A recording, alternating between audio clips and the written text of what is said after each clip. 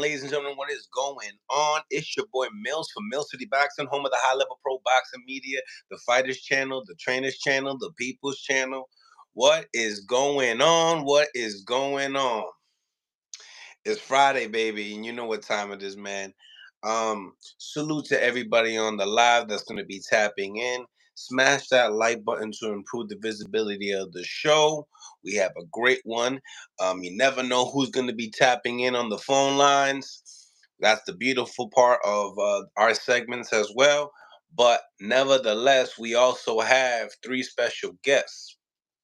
First off, we have Elijah Pierce. That's right, ladies and gentlemen. Elijah Pierce. He has a great story. He'll be coming up in 8 minutes. Before that, I actually have an audio play from David Benavidez, his promoter, speaking upon Canelo Alvarez, demanding that 150 to 200 million dollars. So I have that audio. Definitely want to chop it up. Let me know what y'all think in the comment section. Also, place your vote. The rumors are starting to become that every coach is starting to say that this card on June 15th is superly stacked. And if that's the case, Gervonta Tank Davis broke some pay-per-view numbers, right? With Ryan Garcia. Now, coming into this fight June 15th with Frank Martin, does he break those numbers? Knowing that he has a team behind him, knowing that we're going to be having that for sure David Benavidez fight, possibly that Morrell and Boo Boo fight.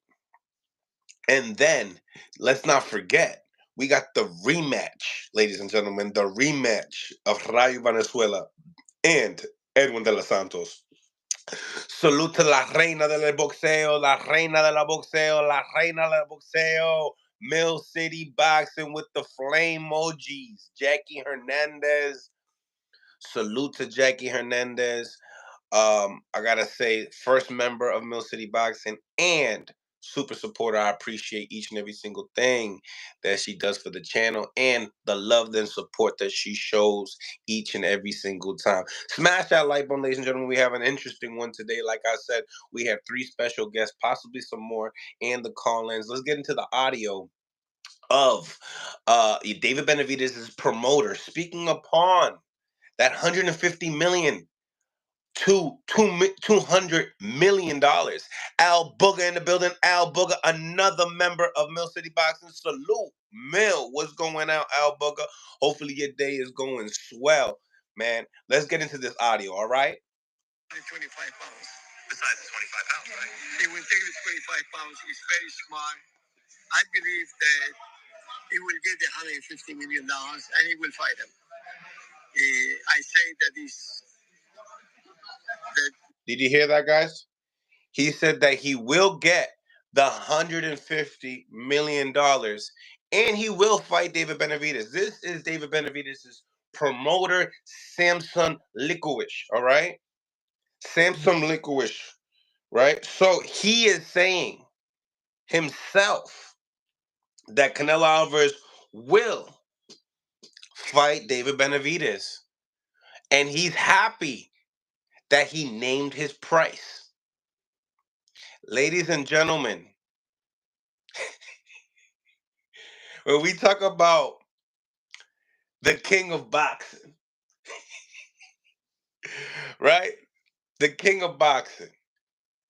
And you can go out your way and demand today 150 mil at minimum today. And you are not the face of boxing. You are not demanding that type of money in today's era. And you're not even a heavyweight. You feel me? You just the most established boxer with the best resume in boxing today, regardless of who you fighting today. But if you want the biggest fight today, you rally up all your peoples and gather up 150 mil. And I'll fight them tomorrow. Let's get into the audio. You know, if it be shameful for boxing, it will destroy part of our sport. if he doesn't fight Benavidez. So now we know the price. Now we need to fight it. We to get the money. But he's very smart, very good businessman, Canelo. And Canelo is a very good businessman. Remember, ladies and gentlemen, Samson Licorice has gone to the Boxing Voice, spoke upon this matchup, spoke upon $60 million, and he goes into depth. I like this interview because he goes into depth for everybody to understand, not just the casual fans, but the hardcore fans too, because we don't know anything that's going on in the business table, right? We don't know if these type of numbers, 150 mil, is possible to do. That's only, and that's Canelo. Canelo wants 150 mil to 200 mil. You know what I mean? Now, Samson in this interview did say that 200 mil is too much, but 150 is possible. I believe that he deserves the 150. I don't know if he reached the 200, but the 150 million, why not? Mayweather did it, and he followed the footprints, the blueprint. But Mayweather has done it when the street nobody was stealing streams the way they did.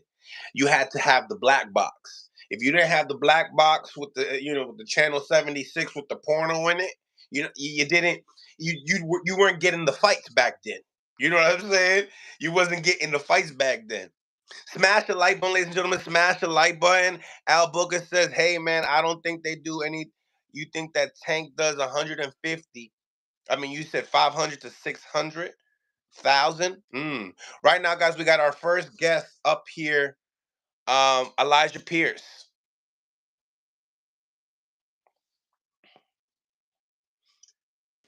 What's going on, Elijah Pierce? What's popping? What's going on, my guy? How we doing today? Doing well, man. Doing well. Another day. We getting closer and closer, winding down. Man, I'm glad I got to get you on here. First time having you on the show, so I'm glad that you chopped it up with me today. Um, let's speak about a little bit about your journey, man. We just started the live right now, so we'll be having hundreds and then thousands of people tuning in. So let's get into it, man. Talk about how you even got into the sport.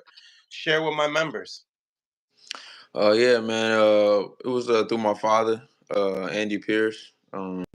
He goes by Coach P, but yeah, it was just really just a bonding experience with him. You know, he he was a former martial artist, and he ended up transitioning to boxing. In the like late '90s and whatnot. So early 2000s. So it was just something that me and him did just to bond, and he wanted to teach his son how to fight. And then I just showed a natural aptitude for it, and then it just honestly just manifested into what it is today.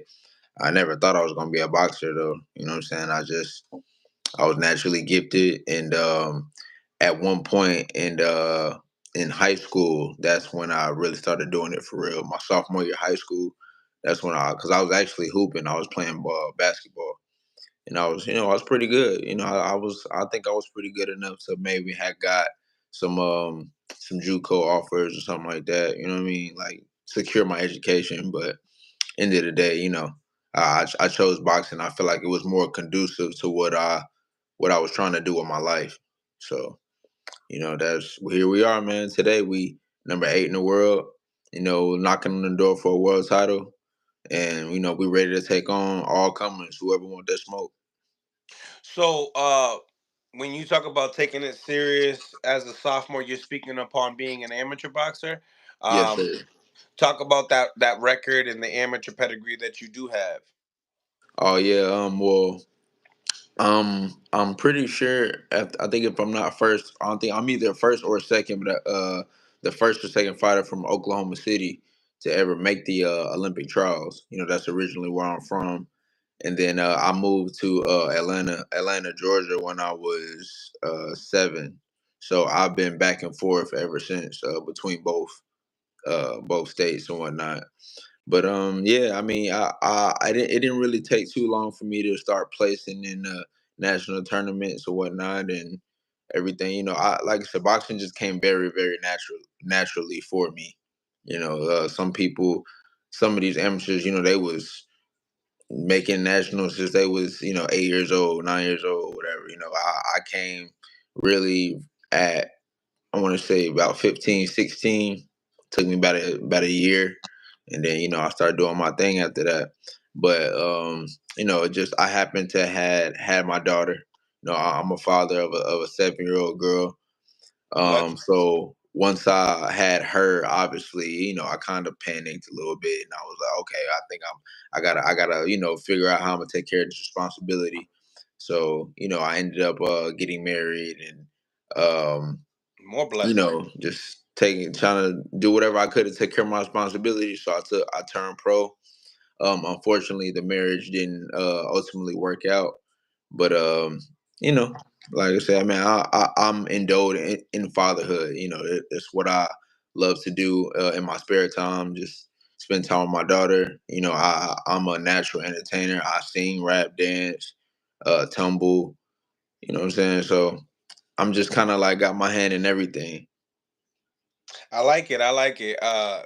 Very similar backstory as far as when I got introduced to boxing too. Very like people know that like 15 years old, that's getting into boxing late. Yeah, People don't understand that. Um, but nevertheless, you got a fight coming up, right? In what is it next week? yeah. Next Friday. Next Friday, okay. Um, you are so I see you have a belt.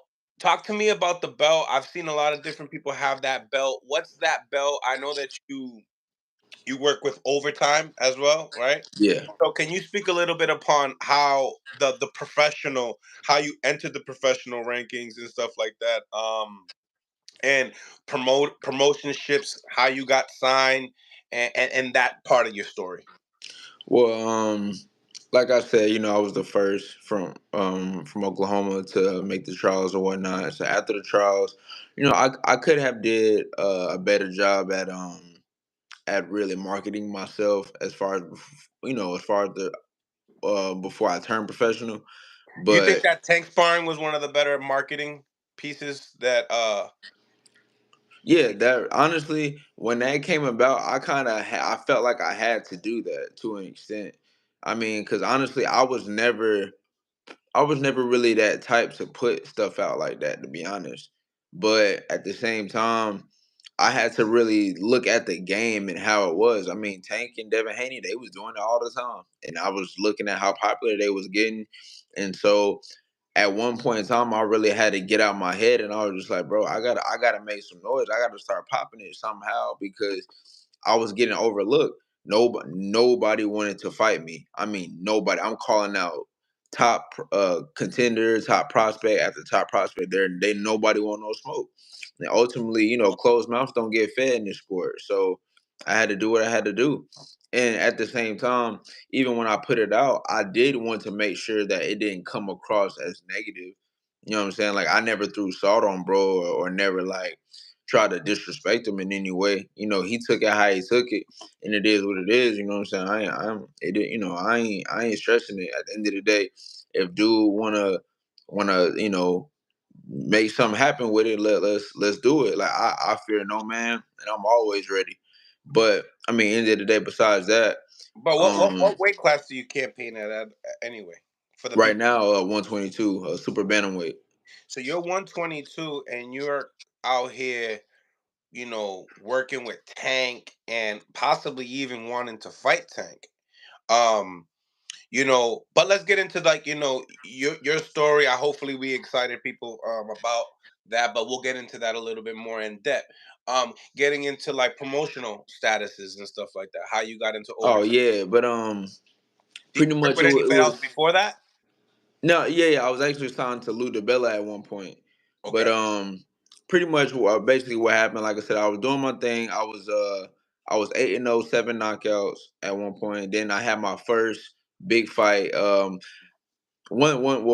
quick. One thing about me was that I was actually probably one of the first fighters. Like people. I feel like a lot of people they complain about it now, but kind of like they pick and choose with their favorite fighters. But basically, as far as the weight stuff goes, like me, I fought at my natural weight. I had no knowledge of cutting weight and all that. Like I'm from Oklahoma City. We're not a big state. It was really just me and my dad.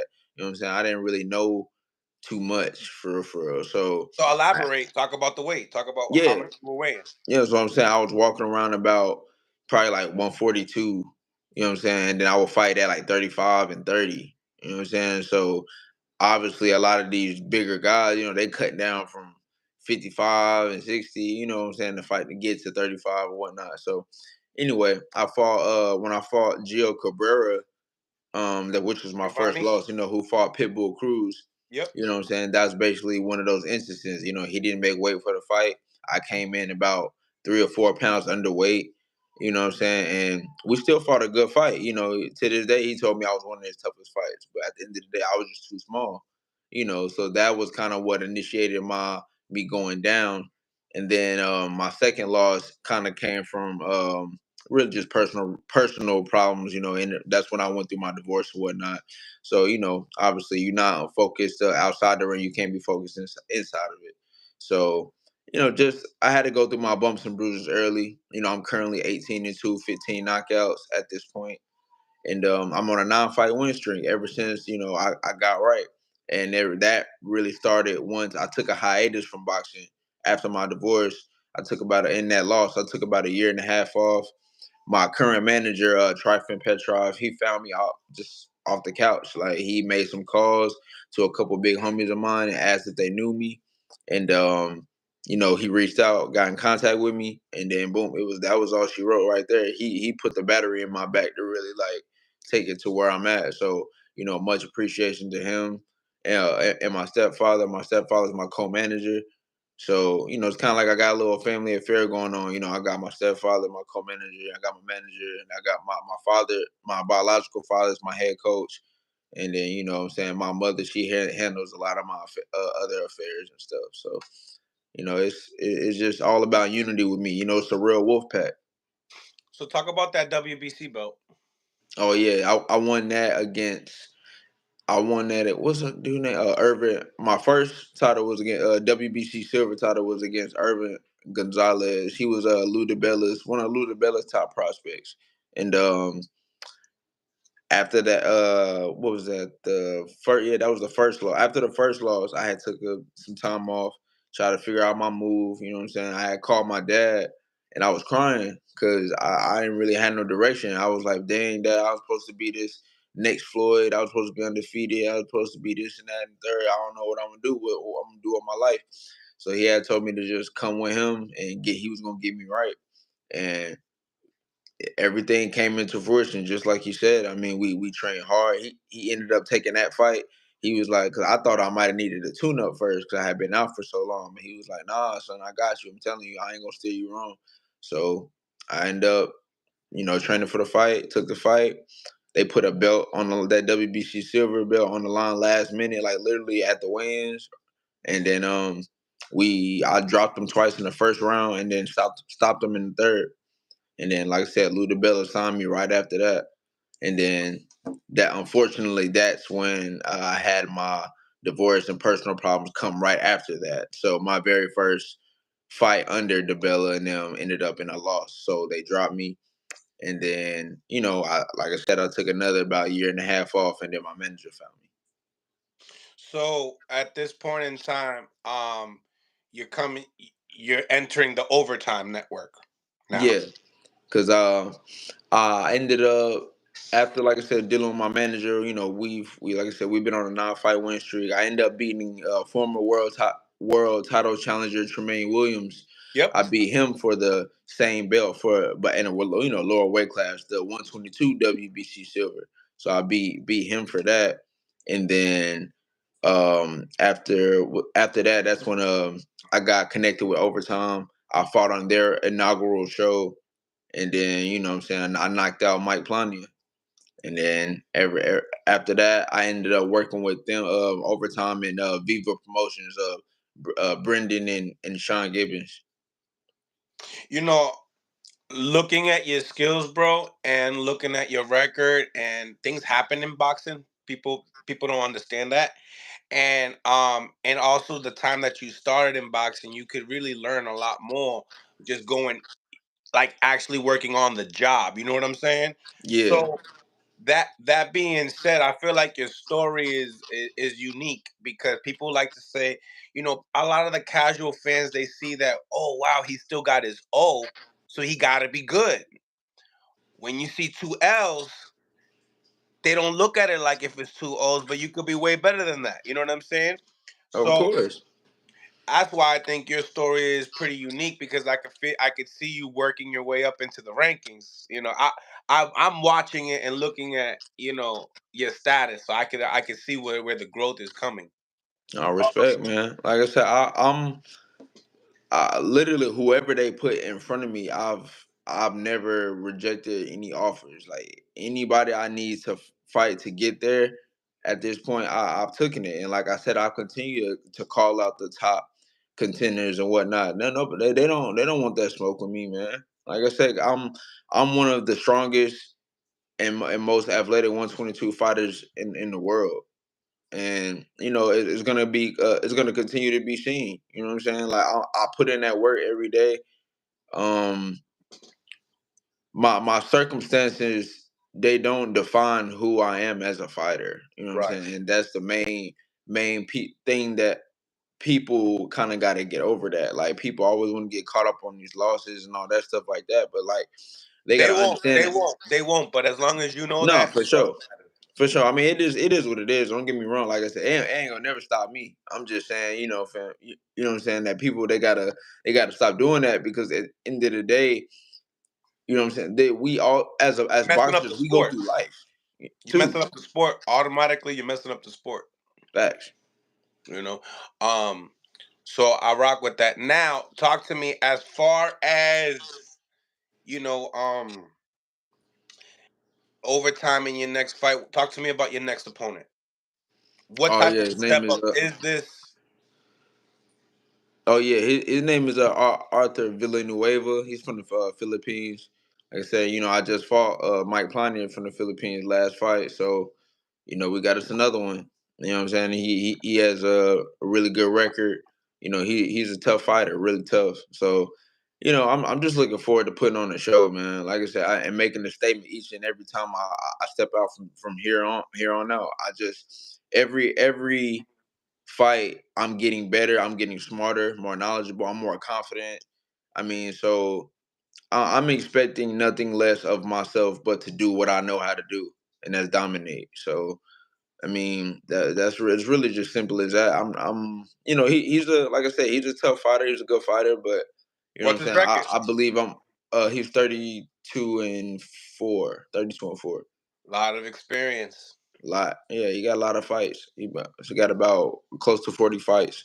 I got 20 fights. So um, shit, I'm just ready to put it on, man. Put him out of there. Speak upon the overtime when it comes to matchups. Hardcore fans could see that pro box and guys like overtime.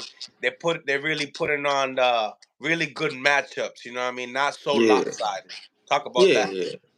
Yeah, man. I mean, overtime, like And I said, smash they the like button, ladies and gentlemen. We got over 187 people on the live. Go out your way so we can improve the visibility of the show. If you can't see the like button, the three dots in the corner, hit that and it'll get you to the like button. Let's go. Let's go, Elijah. for sure, man. But yeah, overtime, man. They dope though. Like I love what they're doing. Like I said, they put a lot of stake in me. They really adore me as a fighter, and You it's can all see that. reciprocated. It's I all see that. reciprocated. They're I putting you in the appreciate that. front line. Yeah, yeah. I would say I'm their premier fighter at this point. You know what I'm saying? I feel like I have all the pedigree to be that person. You know what I'm saying? Like I'm not afraid to fight. I can fight. And on top of that, you know what I'm saying, when it comes to just marketing and things like that, I'm very marketable.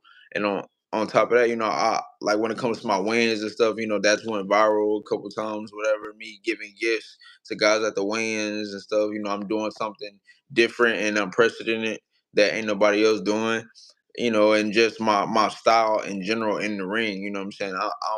I'm bringing something new to the game. So ultimately, like I'm kind of heading away on that. So I just as long as I continue to be supported, people keep tuning in. You know what I'm saying? I'm gonna put on the show at all times.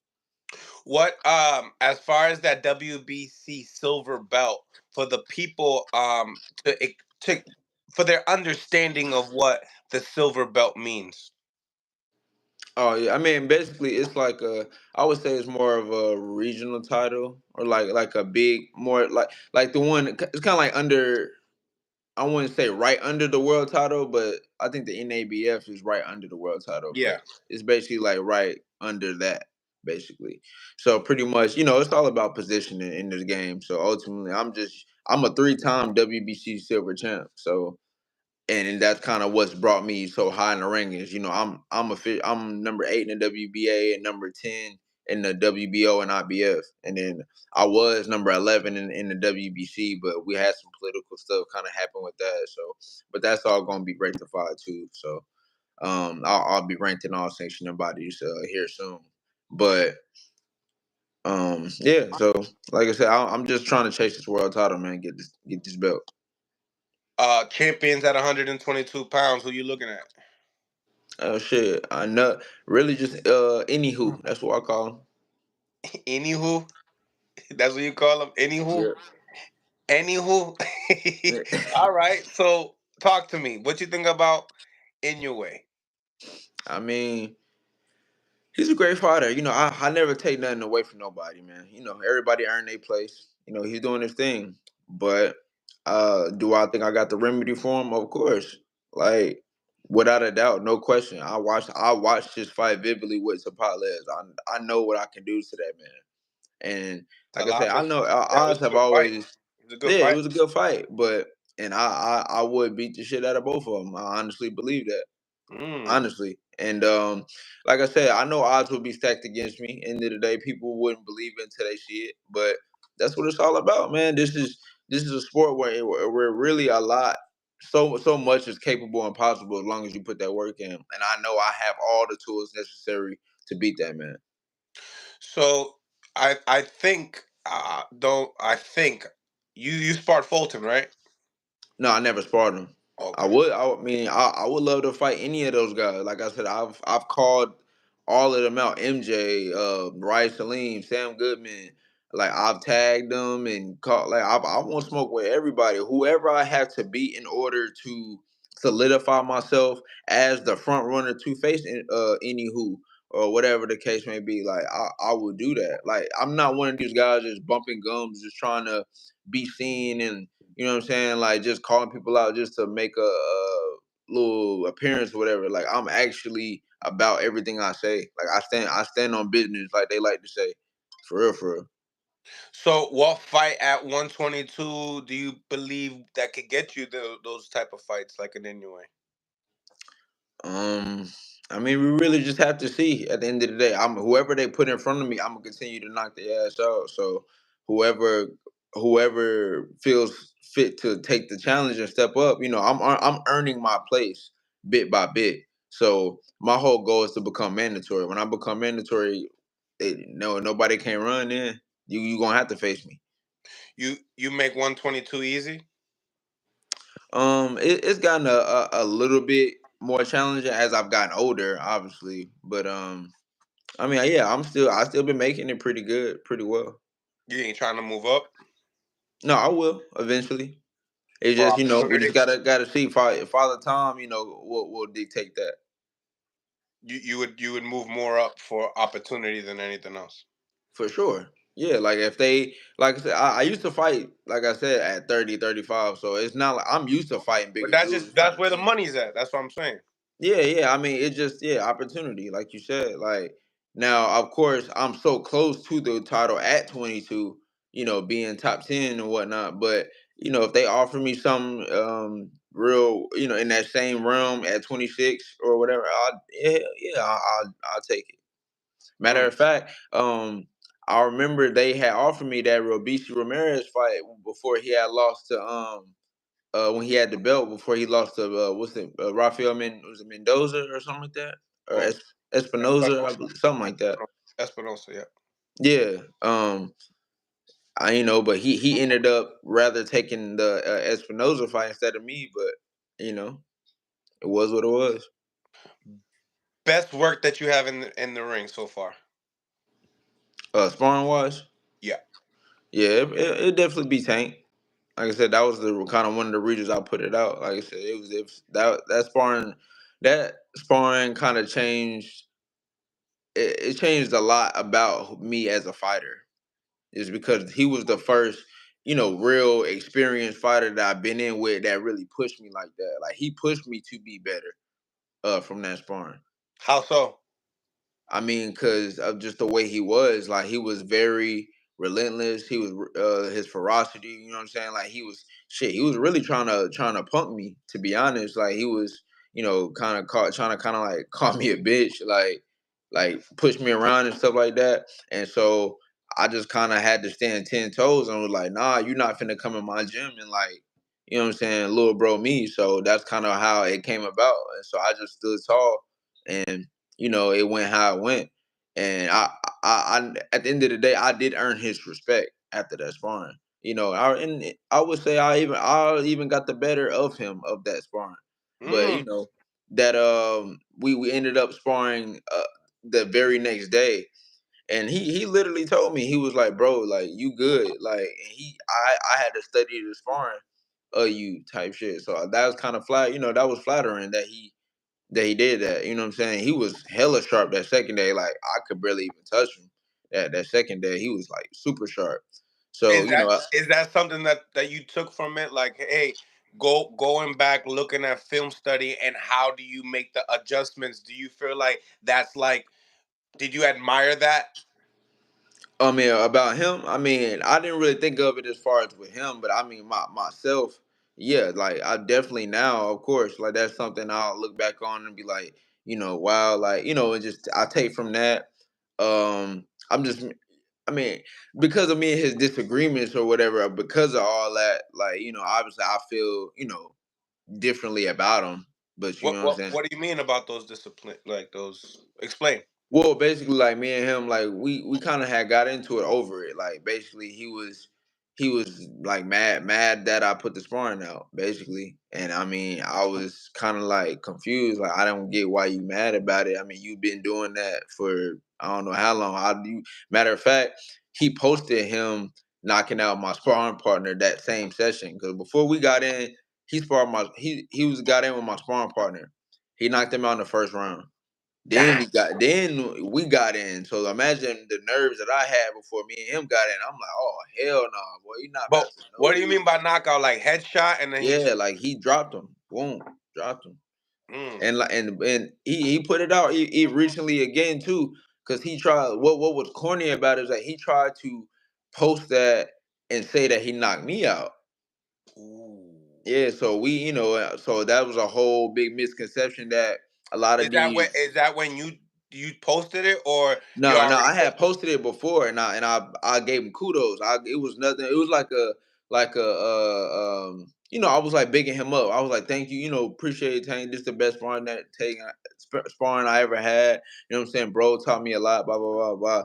And then he was like, yo, I knocked you out and all this, whatever, take this down and blah blah blah. And I'm like, bro, what you on? Like, I'm showing you love. Like, why you getting tight over some old ass work from like 10 years ago?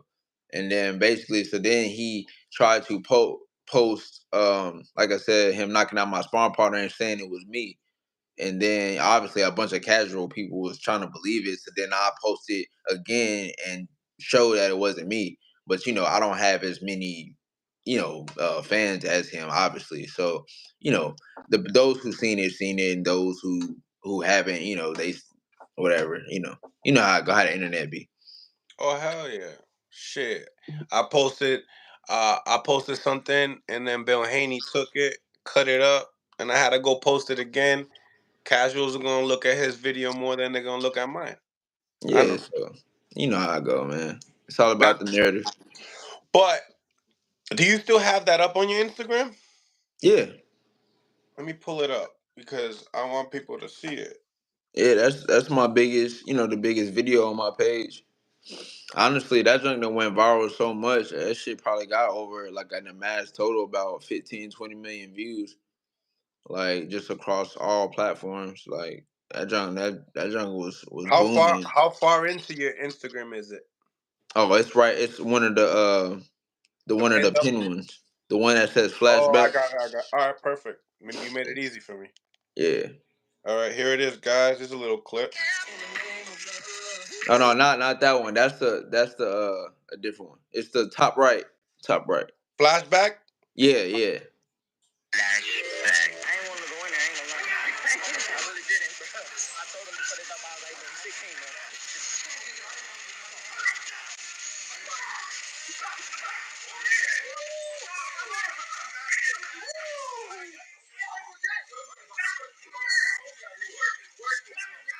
Keep your hands up, Liza. Put your hands up, boy.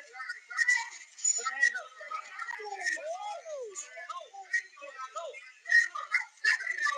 Go, baby. Young boy.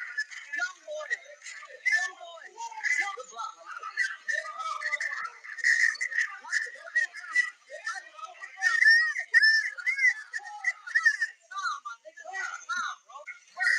Too quick for him. Come on. Push him off.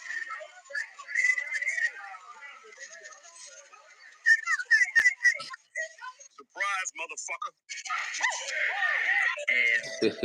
Flashback. Flashback. I ain't want to go in there. Yeah, but that shit though. But Okay. yeah, like bro was just he was being real like mad dirty like, and I could tell that's kind of how I was catching him because like I was catching him a lot of flush shots, and then like I said, bro, he just kept doing dirty stuff. He just kept pushing my head down, kept trying to like hold my arms, push me and stuff. Just like little veteran tactics or whatever, and that little stuff like that is I took that from that sparring though. I'm like that's you know it get like that sometimes though. You got to be kind of smart and be able to take guys out of their mental, and luckily I didn't fold, but what I'm saying is, what I'm saying, like that mental warfare, like that's an important part of the game. Mm. So, um, you know, I've heard a lot of stories about, Tank sparring and stuff like that. So I even had an interview with, remember, the dude Red Catch. Oh yeah, yeah, yeah, that yeah, his sparring. yeah, So I've heard people different things about it. So you guys are basically in bad terms now. yeah. I mean, I don't mess with dude, but end of the day, like I said, it's irrelevant. I mean, it was sparring. I mean, on top of that, it was sparring when I was like 17 years old. You know what I'm saying? I'm 27 now, so end of the day, he doing his thing, I'm doing my thing. He made his way, I'm making mine. So, I can't worry about none of that goofy stuff. You feel me? Like we How just was gotta his continue to power? put in the work. Huh? Was his power on some other shit that you never been No, in? definitely. I give him that though. Like that dude cracking. He cracking for sure. Definitely the hardest puncher I had ever been in the ring with. And so, that's ultimately what made me even that much sharper. Like I said, seeing what he did to my sparring partner, I'm like, sheesh. Mm-hmm. Mm-hmm. What did you catch notice besides the power? Because everybody talks about the power. What else did you see that you He's smart. He's very smart too. Like he can box. Like he's a smart boxer.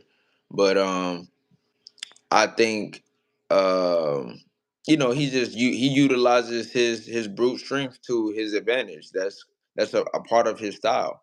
And I'm somewhat similar too. I mean, I do the same thing. That's why my knockout ratio is so high. You know what I'm saying? I got a 85% knockout ratio. Mm-hmm. So Mm-hmm. He got a fight coming up June 15th against Frank Martin. What you think about that fight?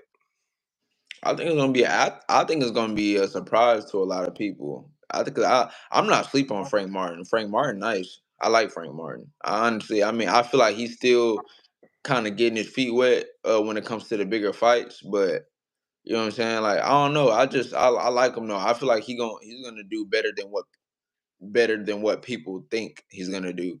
And my whole thing with Tank was just I always wanted to see him fight somebody who could actually box and move. Like that shit used to piss me off. Him only fighting Hispanic fighters who gonna sit there right in front of him.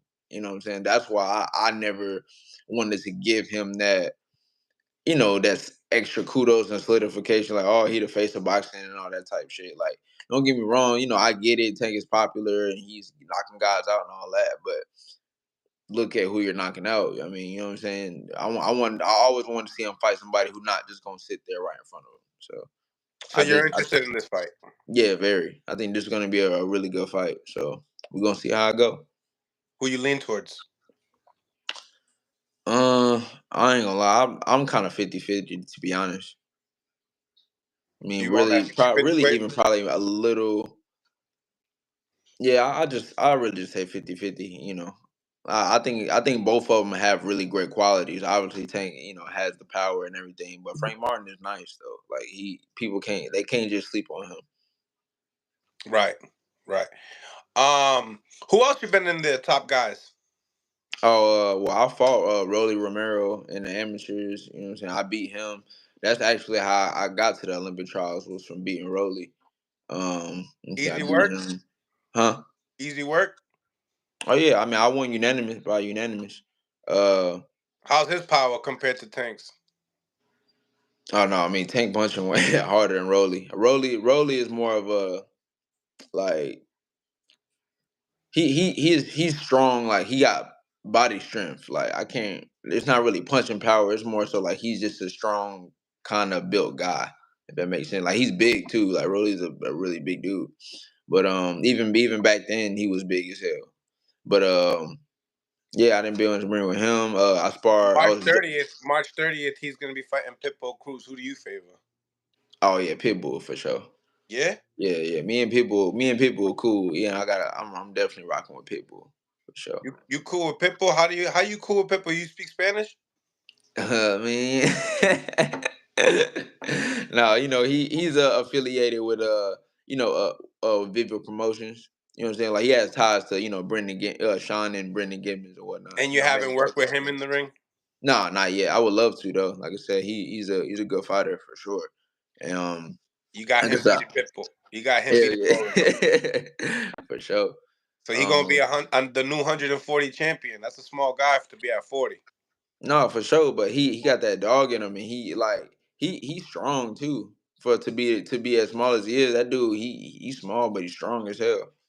Facts. Facts. Facts. Facts. So you were saying who else you sparred? Oh, and I was just saying, I've been in the ring with Joseph Diaz. I was his sparring partner for Tevin Farmer. How's that work? Jojo, yeah, that was a great word too. I learned a lot from Jojo Diaz. I was Gary Russell's sparring partner. Before, coincidentally when he fought Jojo Diaz, I was his sparring partner.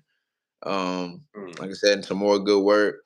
That sparring Gary Russell kind of showed me a lot about my ability too, because what I'm He's saying, nice.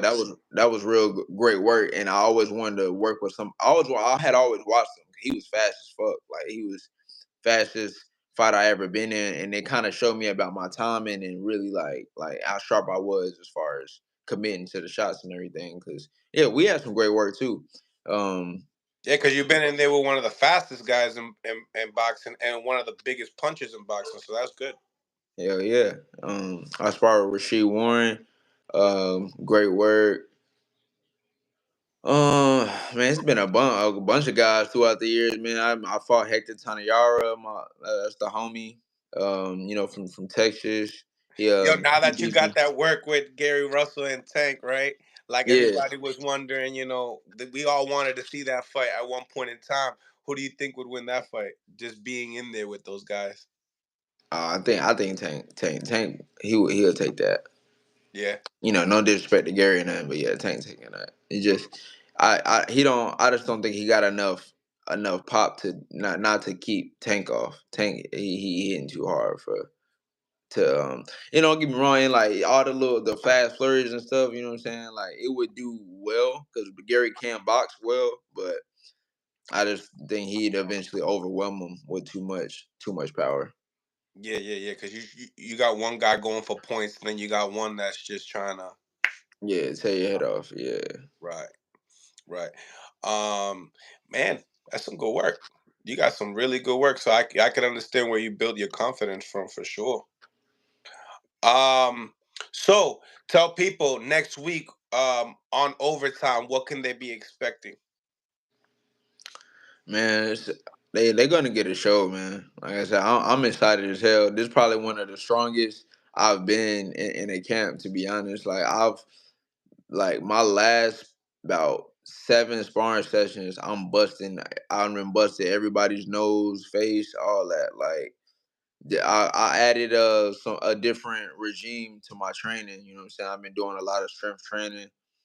Shout out my big bro Cairo. You know what I'm saying? I added him to the team, and I mean it's been paying dividends in the gym, and so I definitely feel like I'm gonna get another knockout for sure. Devastating fashion. On to the next one. That's what I like. That's what I like. If it wasn't boxing, what would it be? You said if I wasn't boxing, If it wasn't boxing, what would it be, Elijah? what you mean? I'm not understanding what you asking me. If you wasn't boxing, what do you think you would be doing with your life? Oh, got you. Honestly, like, matter of fact, I just got asked this about overtime the other day. It's crazy. I was really contemplating being a lawyer, like I said, a criminal lawyer.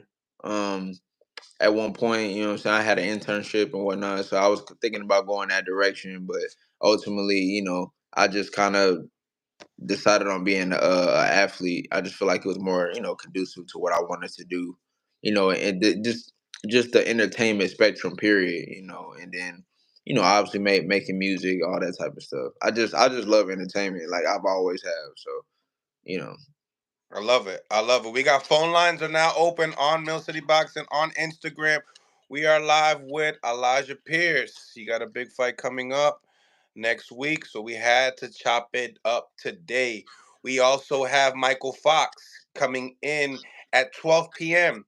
He is the sparring partner of Tim Zoo getting ready for Fondora. So we'll be talking to him to see how's he doing. Also, we're going to be having my man Albert Bell also fighting on hey, he's not fighting on overtime, but he is the number one contender at 130 pounds. So we will be wrapping it up with him, and he has a fight today. So we're doing an interview with him today, and he's fighting today. So how you know what I mean? This is what it is. If you haven't subscribed to Mill City Boxing, make sure you do.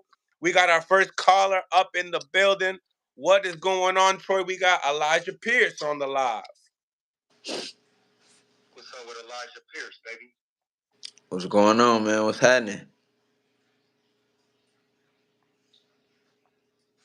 What's good? How you feeling today? Oh man, I'm good. I'm blessed. Like I said, another day. We winding down. We a week out, so we just finishing cutting weight, doing what we do. I'm ready to handle business. How was the weight cut? If you feel like talking about it, like how was your weight cut? How do you go about cutting weight? Do you feel good after the weigh-in?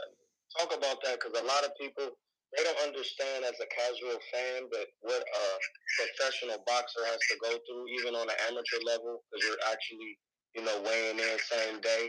Yeah. Pose, you get usually 36 hours. Talk about that a little bit, bro, because the reason why I'm saying this real quick, sir, when you're on the phone, Mr. Elijah, Mm-hmm. is a name of a prophet in the Bible, which is a great name. Thank you. People are saying Canelo is asking too much money when Jalen Brown and NBA players who are shooting basketballs get a million. When we all know boxing is the number one hardest profession for all. So asking for 200 million should not be crazy when 4 boxers died in 2020. Word. Troy coming in with the heat. I love it. Elijah. Word. But yeah, man. Yeah, I mean, the cutting weight process is definitely important. I've had bad weight cuts before, but like I kind of said earlier in the interview, I wasn't really knowing of how to do it properly, and that's kind of why, like, in the early part of my career, I didn't really cut too much. I tried to stay about 10 to 15 pounds max. So you know Low what I'm nose saying? boxing coming in. I'm sorry, Elijah. Low nose, put it on mute before we get your questions in. All right. Shout out to Cello, Coach Cello in the building. All right, thank you. Oh, for sure. But Sorry yeah, about that, Elijah. you know, when it comes to cutting weight, like now that I'm knowledgeable and I know how to do it correctly, yeah, I mean it's always been pretty good. You know, I don't never really have too much trouble. Matter of fact, one of my biggest fights against Tremaine Williams, I came in like 6 pounds underweight, 6 or 7 pounds underweight. I can't like we fought at 22. I came in at like 116 or something like that. So, you know, and I just overtrained and overcut just from all the work I was putting in. So, you know, it's definitely it takes a lot of discipline. It's hard, and I definitely respect what you said about the pay and everything. Like, I don't feel like we get our just due enough as fighters for all the stuff that we have to go through. So we have two more callers coming in as well, and then we'll just rotate you guys. I already have my questions in, and then we'll be tapping in some other fighters as well. And then Elijah, if you got more time, you could just tap right into the Instagram, and you could just jump right in. But nevertheless, Low Nose Boxing in the building. Low Nose Boxing. We are here live with Elijah Pierce. Hey, what's going on, man? How's everybody doing today? Good.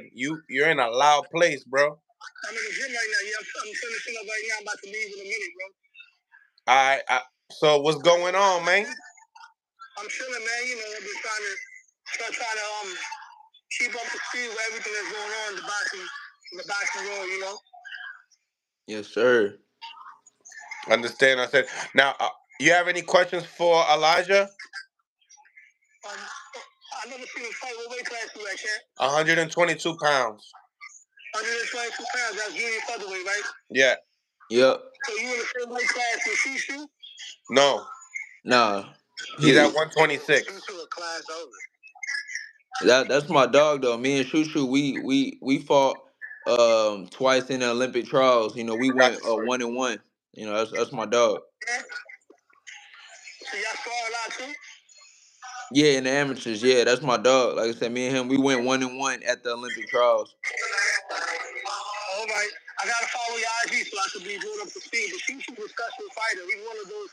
He's one of today's young up and coming fighters that actually has old school skills. When I look at him, I see some resemblance to Tommy Hearns, not only in how he looks, but how he fights, how he moves around, his stance, and I like his inside game as well. So, you know, my best advice for you, because you can always get advice no matter what, as long as it's real advice. Learn from everybody you work with.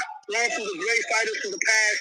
Watch a lot of old school fighters. You know what I'm saying? Watch a lot of Roberto Duran. Because a lot of Salute to Zab Judah on the live as well. Salute to Zab Judah on the live. Oh yeah, shout out Zab, man. Salute. Watch a lot of other cool. All right. Low Nose, I'm gonna just get into some other callers. Thank you for tapping in, my brother. Yeah, my audio's loud. Yeah. The YouTube is cracking right now. What's going on, Dream? Talk to me, Dream. Talk to me. We got Elijah Pierce on the live. So yeah, I always thought of you, Elijah, as a similar kind of fighter as Oshaki. Y'all both took losses early in y'all career that weren't really, you feel me, losses. I feel like, you know, could have went either way. But, you know, y'all both making a name for yourself. But one question I wanted to ask you is how do you feel like, how comfortable do you feel at 122? Because I know you used to fight at 130. Oh yeah, well, first and foremost, shout out Oshaki, man. Me and him, like I said, he cool too. I've talking to him, you know, a little bit about our similar experiences as well. Like we get a lot of comparisons. That's not the first time I've heard that. I've heard that about 4 or 5 times now.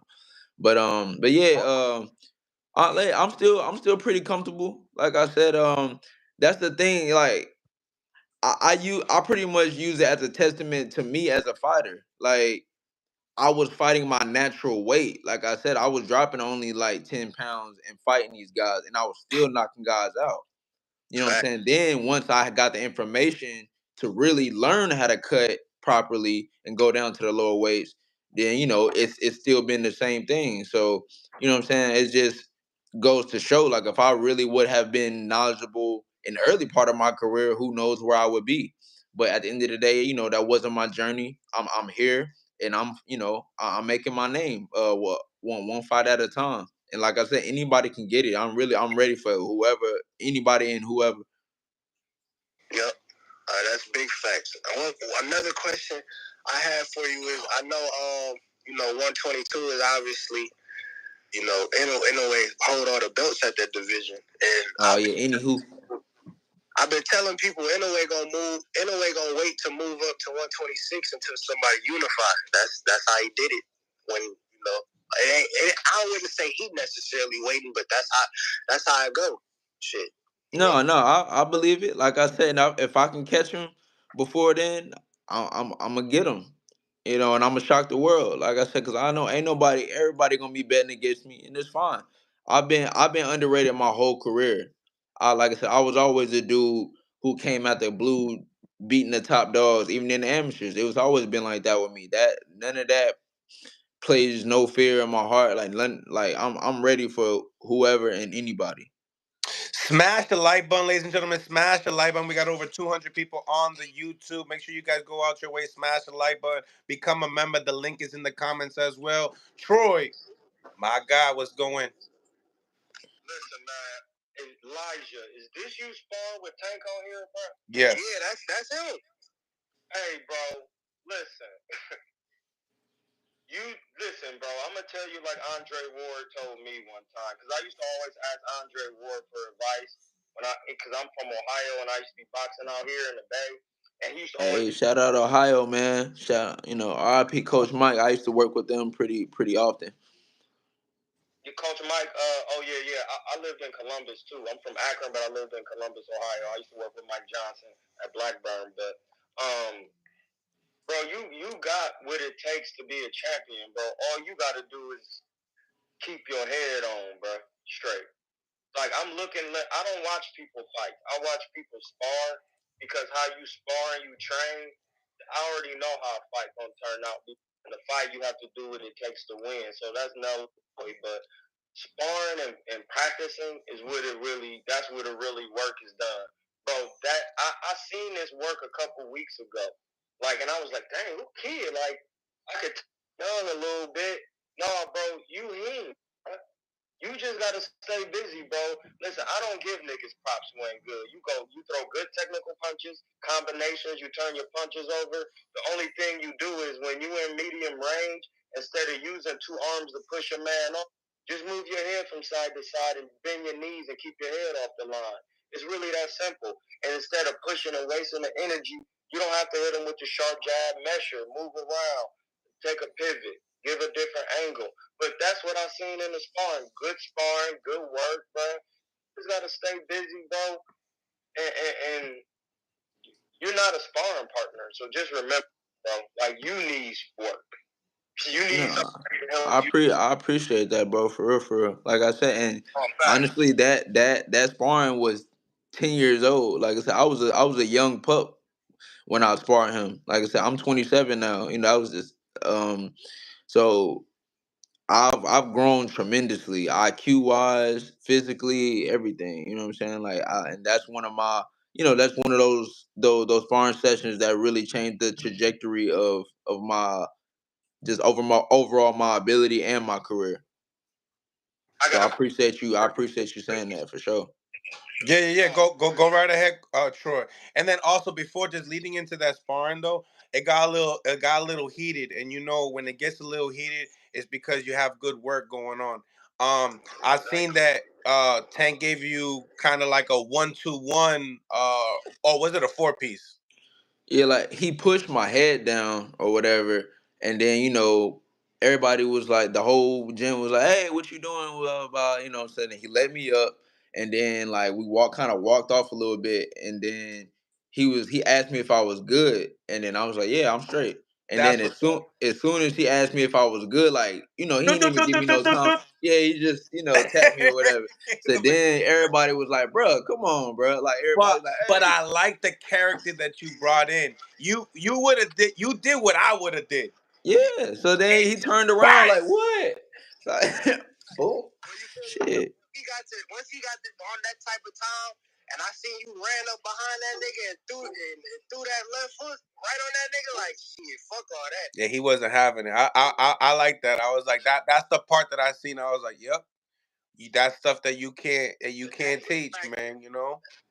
Cause yo, if you getting over on me like that, like nah, I gotta give Yeah, like you not about to little boy me in my gym. Like that was like, you know what I'm saying? He came to my gym to get some work, and then you knocked out my sparring partner easy, and then you thought you was finna like try me like that. Like nah. So, it wasn't nothing personal. It was great work. Like I said, that was the best work I ever had. I'm gonna stand on that, and I salute to Tank always for that. Yeah, I wish I would have been in the gym for that one because you could tell like it was gonna be a good work and stuff. So like that. Troy, you had a question. Sorry about that. No, you good, champ. Oh, you good. I wanted Elijah to explain the confidence that you get from getting the opportunity to spar like future world champ or somebody like Tang, like, because we don't want to discredit what a man did. We all know he, like he said, it wasn't personal, but I noticed that you said after you Tank, because I had a similar situation. Like, it was when Amir Khan was about to fight Luis Collazo and Devin Alexander, and I was in both of those training. And people were like scared I was about to get some work with Amir, and I'm like, all right. when I heard me smoking, cuz, and then I kept smoking it. And then from there, when I got into like actual professional fights, I'm like, these niggas, they're not like a mirror. You know what I'm saying? Like, they ain't throwing it. Talk about how sparring somebody of that talent lets you know where you at, how that confidence takes you into the next realm of your whatever you want to do. No, for sure. Like that's pretty much. I mean, simply put, you kind of said it too. Like when I after that sparring session with Tank, like that's what really solidified me just around my city for real. Like in Atlanta, like everybody was talking about the sparring. Like everybody knew about it. They was like, "Yo, like this kid nice." Like that was what really put me on for real in the boxing game. So like after that too, like I had never even been in the ring with somebody who hit that hard and as skillful as him. So fighting anybody else, especially once I went down to my right weight, it was never a thing because I had already been used to fighting bigger dudes anyway. So, and even in that sparring with me and Tank goddamn outweighed me by like 25 pounds, like 20 pounds. Like I seen him on the scale. Dude was like 150 something. He was like 155. Mm. I was walking around 128. You know what I'm saying? Cause I fought at 123 during that time in the amateur. This before they changed before they had changed the weight classes back to the original amateur weight classes. But yeah, I was fighting 123. So I mean, he was way bigger than me then, and for me to do how I did, was only once again a testament to my ability. And so I took that, and I was like, yeah, man, I know I'm bred to do this. Can't nobody take that away from me.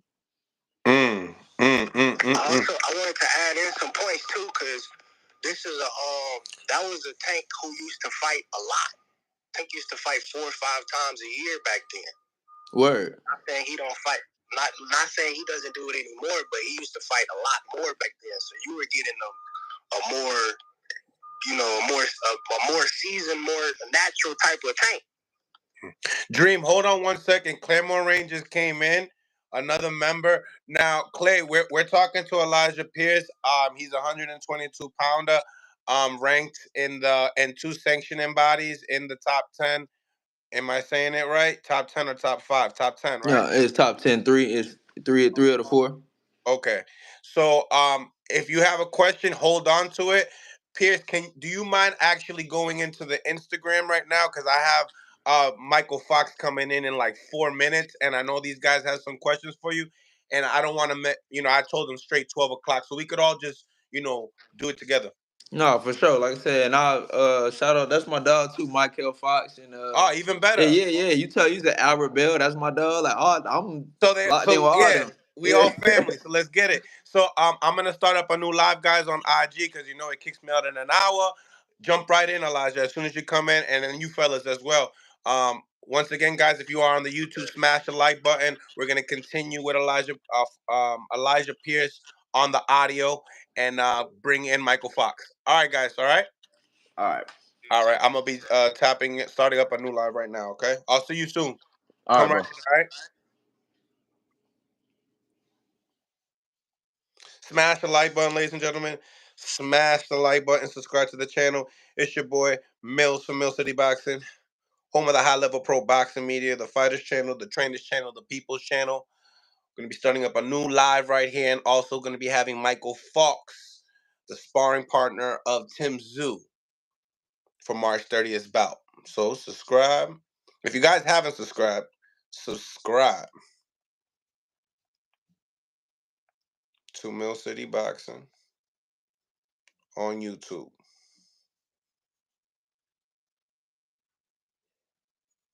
All right. Phone lines are now available, ladies and gentlemen. Phone lines are now available. We got Claire Moraine in the building right now.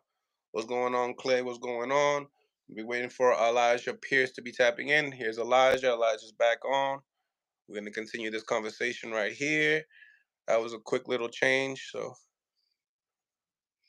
it says Elijah is unable to. What's going on? What's going on, Claymore? How we doing?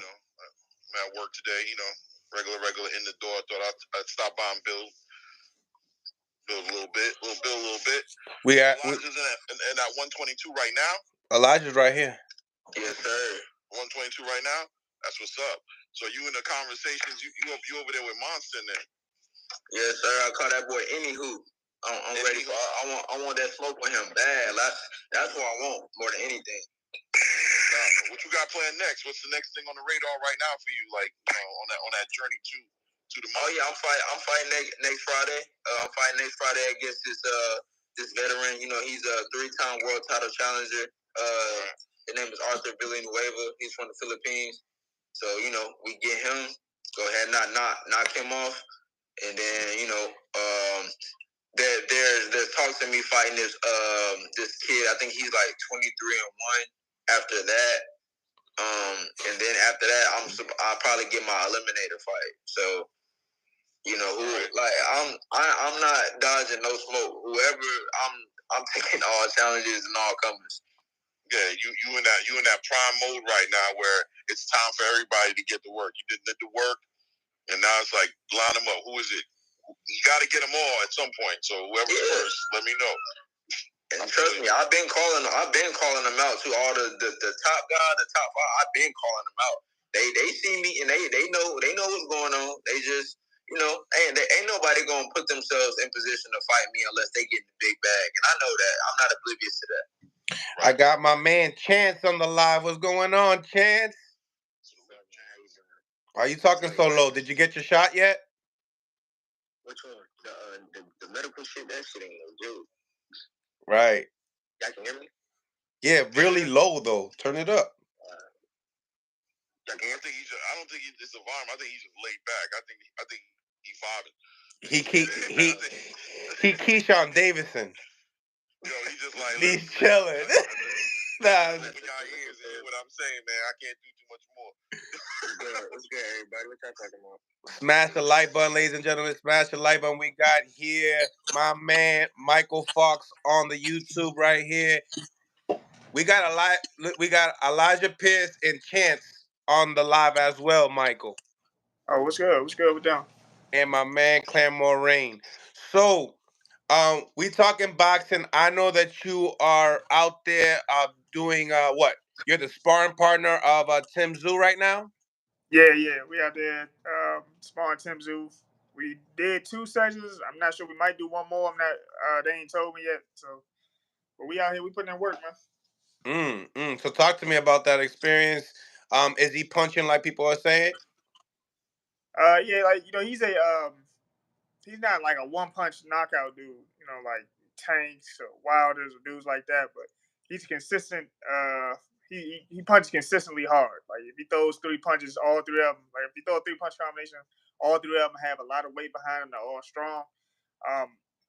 So yeah, I can see like if he catches you early and he catch you cold, he can put you away. But he's more of a slow breakdown type of fighter, and I think he does a lot of damage as the fight goes on until eventually you get stopped. Yo, you need to fight Fundora, or you're gonna end up being everybody's sparring partner for him. You know what I mean? 6'4". Yeah. Nah, if they have the, I mean, if you saw the Brian Mendoza fight, if you see the results they had, they always gonna call me. It's only a few people you can call to match that type of height. But Big I mean, it's just what it is. You say next week, right? Yeah. So yeah, you got your guys on here as well. Guys, chime in. Yeah, man. Shout out my dog Fox, man. What's up with y'all, man? What's up? Y'all good? Yes, sir, man. Getting ready to line it up for next week. You know, we Oh yeah, the OTX Jones, the OTX joint. Yes, sir. Yeah, I'll be tuned in. And Chance got a fight coming up around here in Mohegan Suns near my area. I'm like, when I seen him on the card, I was like, ooh, I might turn up. I might pull up. Yeah, pull up. That's your man. You gotta pull up. Yeah. So talk to me. How many rounds have you done with Zoo? Well, we out here. I've only done actually 10 because he bought another dude out here, Adriel Holmes, based out of Flint, Michigan, 15-0. So we've been splitting the workload. So he does 5, I do 5. So all in all, we've done. I've only actually done 10 rounds with him, but you know they've been mutually beneficial. He's fighting in Mohegan, yeah. Yeah. What you think about that? I like the Mohegan. Yeah. Yeah, that's why I fought Tremaine Williams. You fought Tremaine? Yeah. Damn, I'm young as fuck. So You went right past you. Put the work on that boy. What? Hey, it was like that. No cap. Oh shit! That buddy leaking. It was leaking all over the place. Hey, I heard the Mohegan. It's cool. Nah, it is nice. It's beautiful. I'm not gonna lie. That was probably one of the nicest venues I fought at. It's like a mini stadium bar. Now, Michael, what's new with you? What's next for you? Sure, I'm not really sure yet, man. Are you doing the Combat League season 2, or are you not? They're still getting the DC team in order, man. So I mean, I know I probably got a spot on there, but right now the team they still working out the details, getting the team together. So, but I will do it again, but we just gotta see what happens. The DC team isn't expected to compete till April, I think. So I'm in shape. I've been working. See where I'm at. I'm in Vegas, sparring with world champions. So I'm more than ready to be back fighting in any capacity. Yeah. But Mike, let me ask Mike a question. Get my physical. Hell yeah. Step in. Salute, family. Mike, so you like 6'4"? Yeah, about 6'4", 6'4.5", something like that. Okay. So I mean, you working with Tim Zoo. So were you brought in because of Sebastian, or were you already part of the camp? No, they brought me in because of Sebastian. They brought he was getting ready for Thurman. Come on, Clairboy. Come on. They brought me in. Duke Reagan. Sunday night they brought me in. I got a call. They asked me to come out, and then Monday morning I'm on the way to the airport. I land Monday afternoon, and I've been here since. Yo, we got Duke Reagan on the live as well. Michael Fox is also on the live. What's going on, Duke? Yo, what's up with it? What's up, my guy? What's new? What's up, bro? What's new with you, man? It's like a fighter session today. What's good? Oh man, shit, man. I ain't got no fight day lined up right now. Shit, I was supposed to fight March 2nd, but I had a little injury in my training camp with my shoulder, so just healing up right now. So, yeah. Yeah, we can't wait to get you back in the ring, man. Yeah. For sure. So, guys, I want to hear your predictions, and especially Fox's prediction on this fight coming up with Fundora and Tim Zoo. I was building up to I know you was brought to the camp because of the height and everything like that, and you said that you only got 10 rounds in with him as of yet, right now, 10 rounds, right? So the next question was going to be gauging gauging it from that 10 rounds, I mean, is this because this is a big change for him? This is a whole different animal. He's been working towards a Keith Thurman, 5'8", coming up from 147 pounds, and now it's been switched up on him when he's fighting, and his title's on the line. Unified. Got to fight it. So yeah, well, that's what I still don't know what that is. Is it unified or not? Yeah. There was rumors that it's unified for the WBC and WBO. Okay. Yep. Okay. So with that being said, how are you gauging? Because I know you're not going to give exactly what's been going on, but gauging him and dealing with you, do you see him? Do you see that translating well against Sebastian Fundora? Like what you guys been working on? Do you see that translating? Like have you been mimicking Sebastian, or like how's that been working? I mean, I haven't been necessarily mimicking Sebastian completely, but like the biggest change is that he has to find it. He's going to need to find his way in. He's got a lot more ground to cover as opposed to Keith Thurman. So I mean, I move a little more than Sebastian does, but that helps to simulate the height. You know, he still had like a half inch or maybe a half inch over me. So my whole thing is just making sure he knows how to get inside and things like that. He's a good counterpuncher. He's patient. And I mean, the way he's been sparring, it can translate. Boy, Evan. Yeah, salute to Evan Holyfield. What's going on, man? He's like, I just noticed that was Duke. What's up, my boy? Hopefully everything is going good with you, Evan. Blessings. So, what about the fighters? What you guys think, man? What do you think about the fight? What you say, bro? What you think about that fight with Fundora and Tim Tszyu? I don't know. I feel like we got to see how Tim Tszyu can deal with that height, though. That should be looking crazy for real. Yo, the only one that knows is Mike. Yeah, that's what I'm wondering about that too. Because let me ask you guys in the building. I'm not gonna ask Mike because I think Mike's gonna, he's gonna be a little biased in this. So maybe you can answer if you feel like tapping in, Mike. Definitely tap in. But who do you think? It's not necessarily that. It's just more like etiquette. You know what I'm saying? Exactly. That's what I'm saying. You might not wanna. That's what I'm trying to say. Like you might not want to comment on this part, but. Who's got the biggest adjustment to make at this point?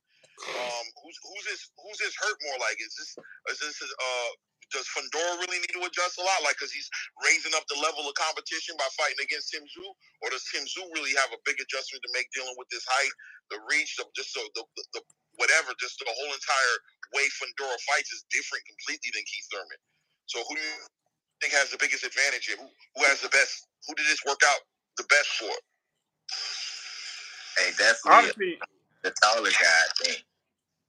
Because it's going to be, for him to switch his opponent from going to the guy who was fighting Keith Thurman to fighting Breakk. So, you got to bring in different sparring partners. You got to bring somebody that's kind of that size. That's going to be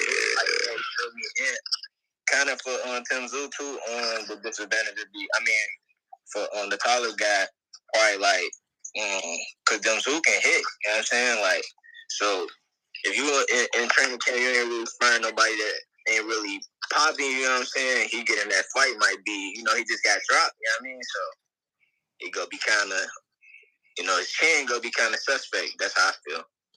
I agree with you. What you think, Mike? Nah, I think honestly, Tszyu had. I mean, as far as physical, Tszyu obviously had to make the most adjustments. I won't say necessarily puts him at a disadvantage, but having to go from fighting a guy that's orthodox, that's about your height, to having to switch the stance and add about several inches to the target. I think he's had to make more adjustments, like as far as physical. But like y'all said, Fundora's coming off of It's been a year, but he's coming off of a knockout loss. His adjustments are gonna be mental. Like he's got it. He's still a dog just because they could have scrapped the whole card. Both Tszyu and Fundora stepped up like, nah, we'll fight each other. So credit to both of them. But I think the answers that need to the questions that need to be answered for Fundora are going to be mental. Is he going to fight the same? Is he going to be inside? Has he been working on his outside game at all? You know what I'm saying? We're going to find out on the 30th. And they didn't tell you to throw extra uppercuts, nothing.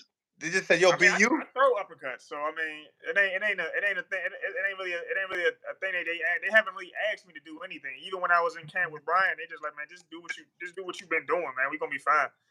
and that worked out. And I mean, Mm. shout out to Brian Mendoza because like he's a big part of the reason I'm out here now. You know what I mean? He was sparring Tim Tszyu before they switched the opponent. So when they switched the opponent, they asked him immediately, man, who's that? Who's the tall bloke you sparred? You know what I'm saying? Get ready for Fundora. And he was like, and he mentioned me. Like Brian called me. Like I said, Sunday night. He said he let me know. Hey, look, I mean, you're gonna know first. Thurman's out. You know what I'm saying? They ain't tell everybody yet, but Thurman's out and they need sparring. And I mentioned your name. I told him, all right, cool. I get a call. Then I get a call from somebody else, a guy named Eric. He's booking my flight. 20 minutes later, I got the flight booked. I got to run middle of the night. It's like 1 a.m. I got to run, go get my gym gear from my house. Then I jump on the plane, and like I said, I landed in the afternoon. Tuesday we sparred. Yeah, they got right into work. They picked them up real quick. Yeah, they definitely did. Now we got on that card Rolly versus Pitbull Cruz. I want to know everybody's thoughts on this, really. I got Rolly because he's at that weight class. He's at 140. Pitbull is coming up. I got Rolly. I think Rolly's still a bigger puncher. I mean, we'll see what he switched coaches. We'll see what that does for him. But I'm pretty sure. I mean, he's still the bigger guy. Elijah? Nah, man, I'm going with Pitbull, man. He's been in the amateurs with Rolly. Yeah.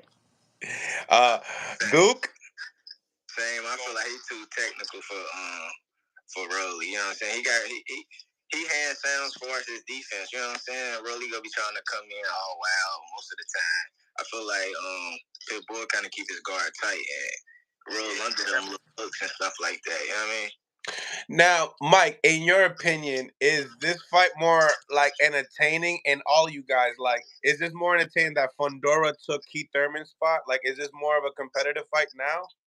I think it is. I think Keith was gonna fight. He was gonna do his thing for like 5 rounds. But I don't think he was gonna be able to keep the pace necessary to keep Tim Tszyu at bay. You know what I mean? I think eventually he was gonna kind of he might have slowed down. He might have gassed out, honestly. And then I mean, Tszyu picks his shots well. He would have been trying. He would have dig the body. We've seen how Thurman responds to body shots. And I mean, I think he would have. I think he might have stopped him in the late rounds. But I think the fight with Fundora is going to be more entertaining. I mean, they both all, like I said, Fundora's all action. I mean, say what you want about what happened in the last fight, but he's all action. And I mean, he gets busy. And I mean, Tszyu don't take a step back either. So before you guys answer this, right? Because this is what I've been getting in the media when it comes to this, right? With the Keith Thurman, some people were like, "Yo, listen, his footwork can give him problems and be able to at least, come up with at least a decision." With the Fundora stuff, all I've been hearing is before the 7th round he goes down. So you guys talk to me. What are your predictions? Like, do you guys think that Fundora has a chance in this fight or nah? And is Keith Thurman a better opponent? Keith Thurman a few years ago would have been a better opponent, but I think, like I said, Fundora has a lot of output. He's still very tall, and the thing about it, when you're tall, it takes. I mean, fighters having to reach up at him has taken some heat off their punches before. But like I said, he's been touched before. We got to see how he responds when he gets hit. Like, is it still in the back of his mind what happened the last time and things like that? So, I think this is still the better. I think this is still the better fight. They're both young. Fundora still is actually younger than Tszyu. So, they're 2 young guys that have been more or less active. Tszyu's been a little more active, but I mean, no one's been away from the ring for 3 years like Thurman has been. 2 years, but I get it, fellas. Well, I mean, I'll say that. No, well, without a doubt, Fundora has an opportunity. I think it's a way more competitive fight, in my opinion. I think Fundora coming off that loss from Brian Mendoza, this is kind of a redemption fight for him because he gets to fight Brian Mendoza 2.0. You know what I'm saying? Or like a better Brian Mendoza. You know what I'm saying? Because Brian, Mendoza and Tszyu had a pretty good fight. You know what I'm saying? Tim Tszyu had a pretty good fight. So I think Fundora comes in here a little, I think he has a lot to prove, and I think he wants to prove it, and I think that counts. You know what I'm saying? I think he's going to bring some grit, and he's going to try to close up where he think he fell short at, because the reality was against Brian Mendoza, he was tearing him up like every round, pretty much. You know what I'm saying? He just happened to, make a mistake, or that's how boxing is, right? So he should be pretty confident going in this fight. I think the chin is going to be in question. I'm definitely going to want to see how that works out. But I think Fundora has a great opportunity to win this fight. And I think Tim Tszyu is going to get the opportunity to show why he's potentially. Does Tim Tszyu become the best junior middleweight in that division if he wins this fight? Is he the best one in the division, or are we still hanging on to Jamel? I like that. I'm gonna actually get Jamel Herring on the line because he's here. I'm gonna let Elijah answer that first. Thank you, Clay. What was the question? His question was, answer my question. How about that? Do you think that Keith Thurman is a better task? Is this a more competitive fight with Keith or Fundora? I ain't gonna lie. I like Keith Thurman though, but I don't know. I like Fundora too though. I mean, that dude he acting. So I think it's gonna be a good proven fight too, considering the Mendoza fight. You know what I'm saying? And honestly, I remember I watched that fight. Like I said, he was. I think he was winning the fight. He just he got caught with a good shot. So I think if he just kind of bounced back. And he fixed up the little holes and whatnot, tighten up the defense, stuff like that. Learn how to kind of fight a little bit longer. He should be straight. Yeah, my bad. I got a call. My bad. Now you good? Yo, family. My question was though, if Tim Tszyu wins this fight, right? Which is, I feel like he's still the favorite, right? Like Tim Tszyu's the favorite, or has it changed at all? I don't know, but if Tim Tszyu wins this fight, does Tim Tszyu become? He's definitely the favorite. Junior middleweight. Yeah, exactly, right. So does he become the best junior middleweight in the division based off of this fight, or is it Jamel still holding it down, even though he's just inactive and I don't know what he's doing? But is he the best junior middleweight in the world at this point? Just uncrowned, pretty much, as far as unified or whatever have you. Does this fight give him that? Does it catapult him to that direction or not? I mean, I feel like it can though. Like you said, because the Charlo brother is kind of unactive for real. You know what I'm saying? He don't really fight, so yeah, because he's been the busier fighter. He been fighting back to back, kind of, for the middleweights. You said so, yeah. Smash that like button, ladies and gentlemen. We got over 200 people on the YouTube. Make sure you go out your way to smash that like button. So, in that question that you said, Claymore, your questions are mad long. Shorten that up so some of the guys can understand it. Okay, what I was saying is, at the end of the day, the Fundora fight, is it a more competitive fight, more defining fight for Tim Tszyu? If Tim Tszyu is able to take a last-minute adjustment like this and win this fight in a dominating way, does this make him the best junior middleweight in the world? Is he the best junior middleweight, guys? and shorter terms. I say yeah. I mean, except he'll always have the Charlo question looming over his head. I mean, he wanted. I mean, his fight with Charlo was about to be next. Charlo went to fight Canelo, which is understandable. But he'll win. Then you got Crawford hungry. Yeah. For next. Yeah, he'll be the best, but then Crawford has to go to 154 and prove he's better than him. So Tszyu is going to be the guy after this fight. You're going to hold two of the four titles.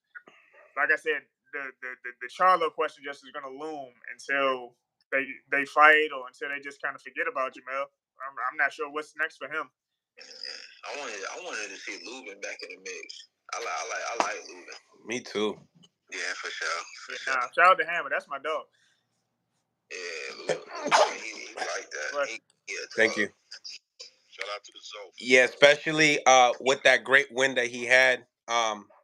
People can call it, hey, it was robbery, this and that, whatever. but I think he did a great job. You know, his back was against the wall for that fight. Jesus Ramos, yeah. So what you think? Do you guys think the same way? Do you guys think that he's the top dude? You know, because he is unified if he wins. Nah, yeah, for sure. Yeah, I agree. Right. Now, does any of these guys mess with Crawford? That's the next one, right? Really? Mike, you want to go first? Because Mike's like a computer. He already got it. Like, I mean, look, I'm not on the cam, bro. We shout out focus to on Tiger Johnson on the Fundora line right as now, well. man. We focus on Fundora right now. We out of the cam. I'll leave it at that. So you don't got. Okay. You put him in the spot. My bad. He like, yo, listen. I didn't get last week's check yet, bro. You over here asking these questions and shit. I was gonna ask each of the fellas in the Instagram. I already know not to include Mike in there. I already know. All right, fellas, y'all take it away. Yeah. Nah, I don't think. I'm gonna see if Tiger wants to come on, Clay.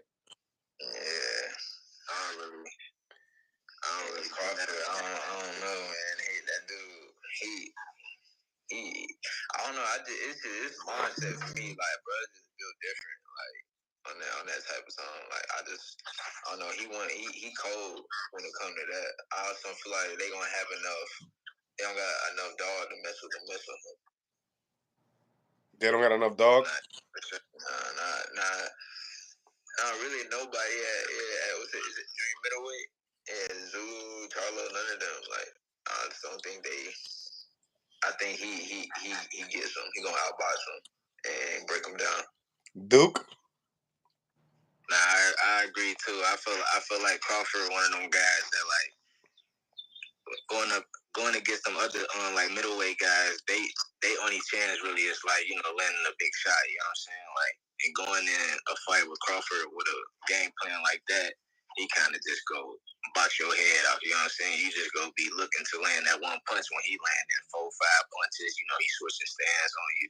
You know what I mean? Like, his defense kind of get stronger as I feel like as he fight. You know what I'm saying? Like, he might in the early rounds, I feel like figuring his opponent out, he might get hit a little bit more. But as the fight go on, his kind of defense get more on point. You know what I'm saying? Like, so I got Crawford with some guys. I got a curious question that right here. You guys, we got 3 fighters here. Nobody signed to PBC. All right. We got Prime coming up with this solid fight. Obviously the 30th, but then in the same time on the thumbnail, we're also talking about June 15th, that Tank card. I mean, they're talking about Tank Davis, David Benavidez, David Morrell versus Boo Boo, and the rematch of De Los Santos and Ryu. I mean, do you guys think that these guys are going to be able to come up with cards like this for the whole year? I think they can. Nah, I don't know. Actually, nah. I like this card. Are they trying to get us to get in quick now? I mean, it's a stack. That's a stack card. It's a hell of a thing to sell. Like, that's gonna be a hard sell. That's gonna be hard to sell for an entire year. So they got like 12, 14 events. Unless they're gonna, those guys will have to fight multiple times, and they would have to have they would all have to have dope undercards up under them. I'm not sure. It just depends on how aggressive PBC wants to move with this Amazon Prime deal. Like, this is I guess this year, Joan, is like a trial type of thing. If they want to keep a long term deal with Amazon, they're gonna need to come up with some cards, if not as big as those ones, close to. It's gonna be hard to do. You got David Benavidez and Tank Davis, who have main evented pay-per-views on their own. So I mean, this is out of the norm. This is kind of out of the norm with PBC. They don't normally stack cards like this, but I'm here for it. To be honest, I'm totally here for it. What's your thoughts? Yeah, I mean, I don't give a damn. I'm not on PBC. Is that what it is? I feel like I want to see the culture grow, man. They want to, renew. They don't want to keep switching, networks and stuff. You feel me? Like, but yeah, they're gonna have to come. But it depends though, like, because a lot of their fighters don't really be that active. You know what I'm saying? So like the bigger, that's true. Fighters. You know what I'm saying? So they might have this card, then no telling when the next card might be. You know what I'm saying? Like, So the poll that I have here, we got over 198 votes, almost 200 votes. Will Gervonta Tank Davis break his previous pay-per-view numbers with Ryan Garcia with that card that's stacked like that? No. Only because, and Tank's my man, but Ryan, say what you want about him. He's loopy or whatever, but the motherfucker has a big following, bro. Like, and that can't be like Tank didn't do. Let's be honest, Tank didn't do that on his own. You know what I mean? But it was really, to me, it was a pay-per-view sparring match for real, because I never thought that Ryan was going to win, but Ryan brings a crowd. All this little stupid shit he doing with Devin, it got people talking. So that's the biggest thing. I don't, David and Ryo and those guys, those guys aren't loopy, bro. Straight up. All right, so you talking about the loopy kid that got a fight coming up April 20th. Now, you think those pay-per-view numbers match June 15th card? Because you're talking highly of Ryan right now. I'm speaking highly of even though you're saying he's loopy. Of his way to garner attention. I'm talking about his ability to garner attention. That's the only thing I'm talking about. April 20th, Devin takes him to school. You can put that on record. That's me. I'd be surprised if anything else happens. But are the seats full when that happens? I think the seats would have been fuller in out west. So okay. I don't think this one going to be this one. I don't think this one going to do as good as the Tank jump. So the pay-per-view numbers, what are they going to do? Over 500, maybe. That's good. That's a good number. Yeah, over 500. I think so. Not quite to $1 million.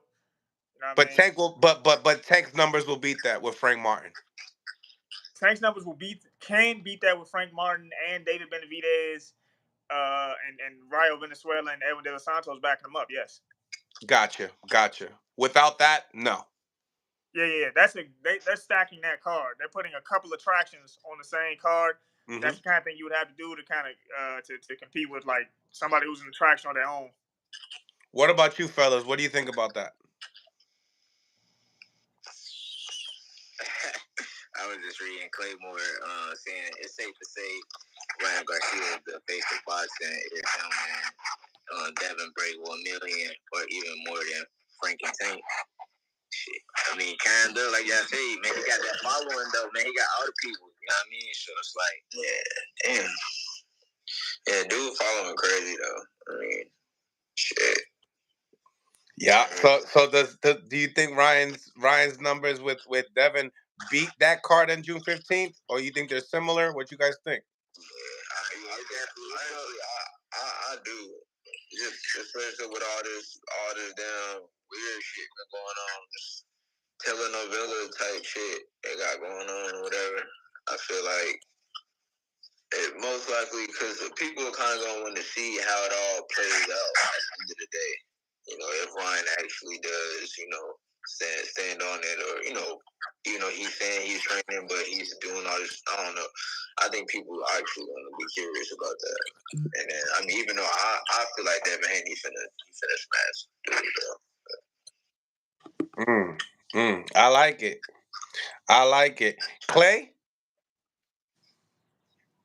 you froze up, Clay? I'm right here. So talk to me. Here. Oh, all right, no doubt. No, do I think so? The question is, do I think Gervonta's card is that gonna Nah, I see what you wrote in the comments. I'm talking about questions for the fighters. Oh, question for the fighters. Yeah, we got 3 of them. I asked the question a little bit in the comment section as far as comparing those two cards. Are those cards going to be comparable in a way to where we're going to start to give Ryan Garcia a little bit more leverage in that conversation as far as who's moving the needle in these pay-per-view numbers, or does it not really matter? Like if Ryan Garcia and Devin Haney do 800,000 to 1 million pay-per-view sales, and Gervonta and Frank do, let's say, 300. Pay-per-views, 300,000 pay-per-view sales. Are we going to be able to go back and be like Ryan Garcia is the one moving the needle?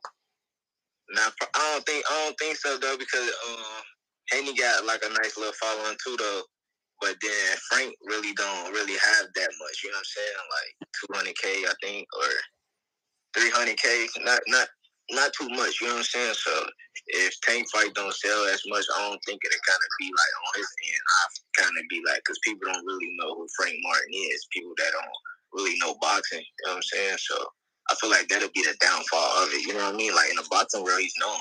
You know what I mean? Like, but a lot of people that you tell, like my aunt was asking me, like, who's the guy he fighting? Who's the guy he fighting? Like people don't really know who he is. Like, you know what I mean? So like, no disrespect to him though, but yeah, that's how I feel about it. You're basically saying your main event is not necessarily complete because you don't have two notable names going at it.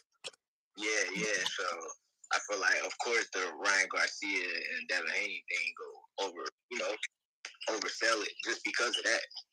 Yeah, Frank nice. He is nice, but he ain't. What? He's not active enough to me really have that notability in that fight. Now, my question to y'all: what are y'all thoughts on exactly Keith Thurman possibly entertaining a fight with Errol Spence? Do you feel like that's more fair, knowing that they're going through what they're going through? Mike, you can answer that first. I mean, yeah. So Earl coming off a bad one, Shout out to Earl Spence, but he coming off a bad one. Keith is coming off a layoff. I mean, they could do it. Earl don't seem bicep injury. Remember? Yeah. Bicep injury. And he has to go through surgery. He just posted layoff, it today. So that's probably going to turn that into about a 3-year layoff now. Shit. But the type of fight that that Earl fought, and type of he took a bit of a beating in that one. For them to come back against each other would make sense, but I mean, it don't seem like Earl's really interested in anything Keith Thurman. But I mean, right. I'm probably what they would consider a hardcore fight fan, so I would watch it. But me too. I don't think they can sell that. I don't think they can sell that for real. No. What do y'all think? You don't think that can be sold? Not to the public. I mean, not to the regular, average. Not to the average viewers. Mike said that shit's free. Damn. Damn, Mike, like that? It's free like that? I think they'd be able to sell it, man. Yeah. I think just because the fact people gonna want to see, you said that Keith Thurman been out of the ring 2 years, and then after Crawford kind of put that beat down on Spence. People want to see Spence return, how he go, come back, how he come back from everything that he was going through, even a loss. You know what I'm saying? Like they said, something was still wrong with his eye. Who really knows what was going on? But people want to know and see. You know what I mean? Like, so I feel like it can sell. What you think, Elijah? I don't think so. I mean, no. I just from the casual. I don't know. I kind of be trying to factor in the casual perspective too, and I feel like they gonna kind of look at it like real boxing fans would enjoy it. I know that we would, like in actual fighters, we would obviously tune in. We would love to see that, but nah, like from the casual standpoint, they not gonna be rocking with that. They gonna just two L's fighting each other basically. That's kind of like the vibe right now, is considering how things transpire with both of their careers. Right, or at least they're gonna say the fight should have happened like 6 years ago. That's the biggest thing. They're gonna be like, man, it's past its shelf life. That's the thing I feel. There was a time where Earl just got his IBF and he's doing his thing, but yeah, they don't say it's past its shelf life. Now I got just a couple more. Yesterday, obviously, 2 days ago, press conference for Canelo was out. He said he won $150 to $200 million to fight David Benavidez. Yesterday, Samson Likwich, which is the promoter of David Benavidez, said that Canelo deserves $150 million. It's just gonna take probably like 6 months for a promotion, for that type of a fight. Yeah. Yo, I gotta jump off. I got a meeting. I So, gotta do. Thank you for tapping in, my bro. No doubt, I appreciate y'all. Shout out all y'all. Hey, dude, you do your thing, bro. Yeah, for sure. You too. Shout out your social media as well. Oh yeah, y'all can follow me. Elijah _Pierce, and on Twitter at WXXXLFIE. And y'all tap in with me, man. March 29th is going down. The hunt continues. That's a bet. That's a bet.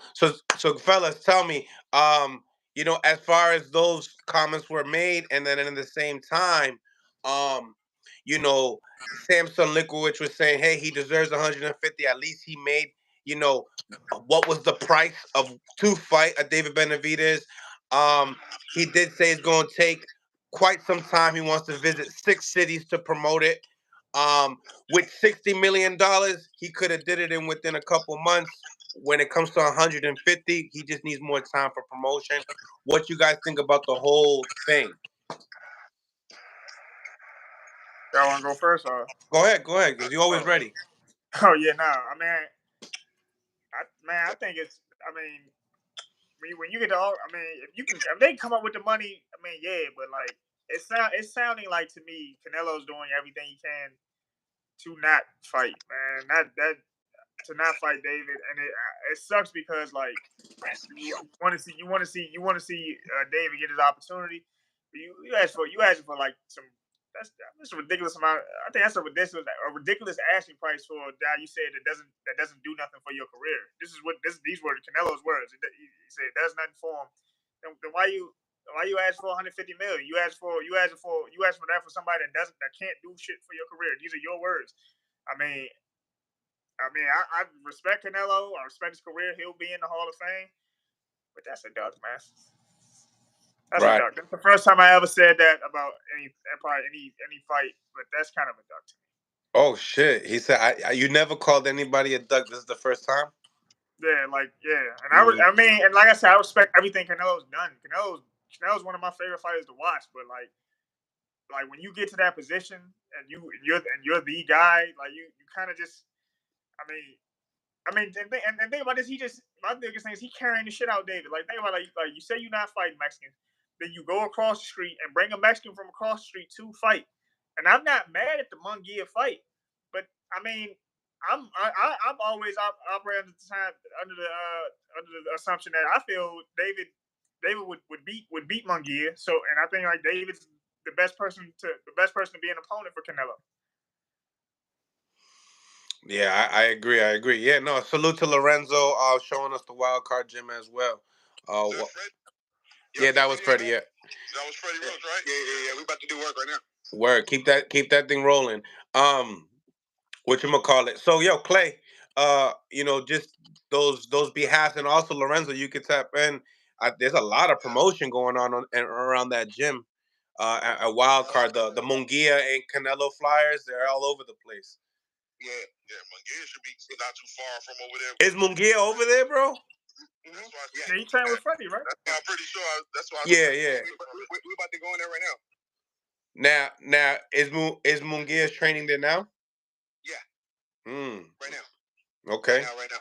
He's about to start training right now. He's wrapping up. Word. So how about we do this, right? Why don't you answer the whole situation when it comes down to Canelo Alvarez asking for 150 mil to 200 to fight David, and then get your ass back in that gym so we can watch. Oh yeah, man. I'm gonna try, but here at the private thing, they take your phones and shit. I'll show you guys right here. Right. Watch. This is where they take. This is everybody know. This is where work is done at when you guys are novice. But this right here is the School of Hard Knocks, the one downstairs. So everybody gets it in there, but right here is where it's at. You feel me? But yeah, there's no like here. That's where Shannon be training upstairs. Every world champion that you can think of historically, from the James Tonys, Muhammad Ali's, the Manny Pacquiao's, everybody is trained in that room right there. So you think it's a duck? What, Canelo? Yeah, or do you feel like he's naming his price? What I believe is this. I believe that Canelo is going to embrace Jaime Munguia right now, whether he wins, loses, or draws, right? He's going to embrace Munguia. One, if he loses to Munguia, he passes the torch. If he beats Munguia, he still passes the torch to cut off Benavidez' nuts, to say, you're the true Mexican. You're born in Mexico. I'm going to pass it on to you. And I'm going to build you up, champ, to fight against Benavidez for me. Dito. I can resonate with that perspective. I can see there's definitely some chess being played. Because I'm gonna keep it real with y'all. Not to talk y'all off, because I literally got a couple more minutes before I gotta go inside, because we start at 10. Is that I believe, and this is my truth. This is not a reflection of Mill City. This is a reflection of Fight Boxing Gym in San Diego, California. I can give a damn what y'all think. Benavidez is too black to represent Mexico. The cornrows, the style, the dressing. He's from Arizona. He's not going to represent Mexico because he has too much of a black swag, supposedly. Hip-hop influence is hip-hop influence. There is no culture to it, but they automatically resonated with people with melanin and their complexion. So they do not want to pass the mantle to a man that has cornrows representing the African-American community with the edge up. You get what I'm saying? That speaks with Ebonics. I never really thought about it that way, honestly. Well, I'm just letting you know now. I'm thought of that. He passes more as a Puerto Rican and a Dominican and a Cuban, you know what I'm saying, than he does. He looks like he listens to reggaeton instead of like cumbia, you know what I'm saying? He said he like Anuel more than he like. I didn't go that deep. I didn't take it that deep as far as the black part is concerned. But as far as him not being considered Mexican, I thought that was a big factor in the decision making being here. I think they don't consider him Mexican. I think they let that Ecuadorian thing, that Ecuadorian Mexican combination thing, they look at it a little bit closer than I think people think they look at it. What do you think, Mike? From Arizona. Hey, listen. That's a lot, but right now, they could be on to something. They could be on to something. I don't know. He up next. We call him Apocalypse. He's from Haiti. Yeah, saca pé, vamos. Vamos a hacer some. Vamos a comer. Hey man, speak English. You understand? Yeah, speak some goddamn English. What's going on right now? My guy's out there doing his thing, man. He's chilling. You know what I'm saying? He's working hard out there. I'm glad. You're looking good out there, brother. Mike, how they treating you over there? They treat me really good, man. I'm getting a whole lot of. I did a bunch of interviews. The guy, Tim Zoo's manager, Glenn Jennings, was sending that shit. Was sending the interviews and stuff back over to Australia. Because he's doing Zoom meetings at night or whatever the time difference is for them. So, he's been mentioning to me a lot. A couple of articles done popped up where they writing about me. So, I mean, it's been great, and the sparring is hard work, but it's clean. I don't feel like I'm being mistreated. They put me in a nice hotel, nice little breakfast spot across the street. Everything I kind of need. That's good. That they're treating you good out there. Yeah. So, man, anybody, if you get invited to Tim Zoo's camp, man, they'll treat you right. Do your work, do the work, and they'll treat you right. He works hard in there? Yeah, for sure. Even when I'm watching him work out and he's hitting the pads and stuff, I'm watching it's certain shots he's working to set up. He's not just he's like really like he's at this point in camp where we're working on and we drilling the shots 100 times, like 100 reps a piece of whatever the shots that we think are going to be detrimental to Fundor's attempt. You know what I mean? So certain shots that look for, I can tell, like one coach, he's holding the pads up high and things like that. Like, we got to aim it here. We're gonna throw it, and we're gonna throw it, and we're gonna throw it, and until when you throw it on fight night, it's gonna be money. So he's working very, very, very, very intricate on his approach. I love it, and we'll save your prediction for some private shit, I guess. You know what I'm saying? I want to know because I gotta know where to put my money on. You know what I'm saying? So Lorenzo, I got Michael Fox on here, and he's the sparring partner for Tim Zoo. He's 6'4" and welterweight. You know what I mean? So you got any questions for him? Can't hear you, Lorenzo. You put yourself on mute. You know what I mean? I did to respect him. That's why. No. I know. You're getting used to it. I got you. Yeah. That's something I wasn't doing it enough. Yeah, because you're an asshole. But go. Hey, what I was going to ask you in regards to Tim, how do you feel about his intellect in regards to sparring a taller opponent? Do you feel like he has the IQ and he was properly prepared to be able to utilize countering ability, whether it's boxing tactics, in order to be able to enter into that long distance and close the radius? Does he have the IQ for it? Yeah, he has the IQ for it, and he has the patience for it. And the thing is, when you're I hope, without saying too much, the thing is when you're up against him, you can't keep doing the same thing. Like you have to give a different look almost on each attempt. Like when you try to hit him, um, you can't do the same thing multiple times. Not without something in between whatever you're trying to land and whatnot. Without saying too much, but yeah, his fight IQ is there. He got good mix ups and everything. I have 2 follow-up questions that are very simple, and then I got to get out of here because I got to get inside. No, it's not. No, the Mercedes is not. No, it's not. I wish I had a Mercedes. Sorry. My bad, they're asking me about the car. You have a better car, but go ahead. Yeah, I got a Mustang, but that's the side effect. The car they were pointing at was... Hurry up and ask the question. All right, my bad, man. You know how I get when I get the microphone. All right, listen. I want to ask, do you feel that, have you ever tried to be the shorter fighter against him, just in case his opponent tries something different? Have you tried to fight inside the box with him, and how does he respond to that? You get what I'm saying? How did, like, Yeah.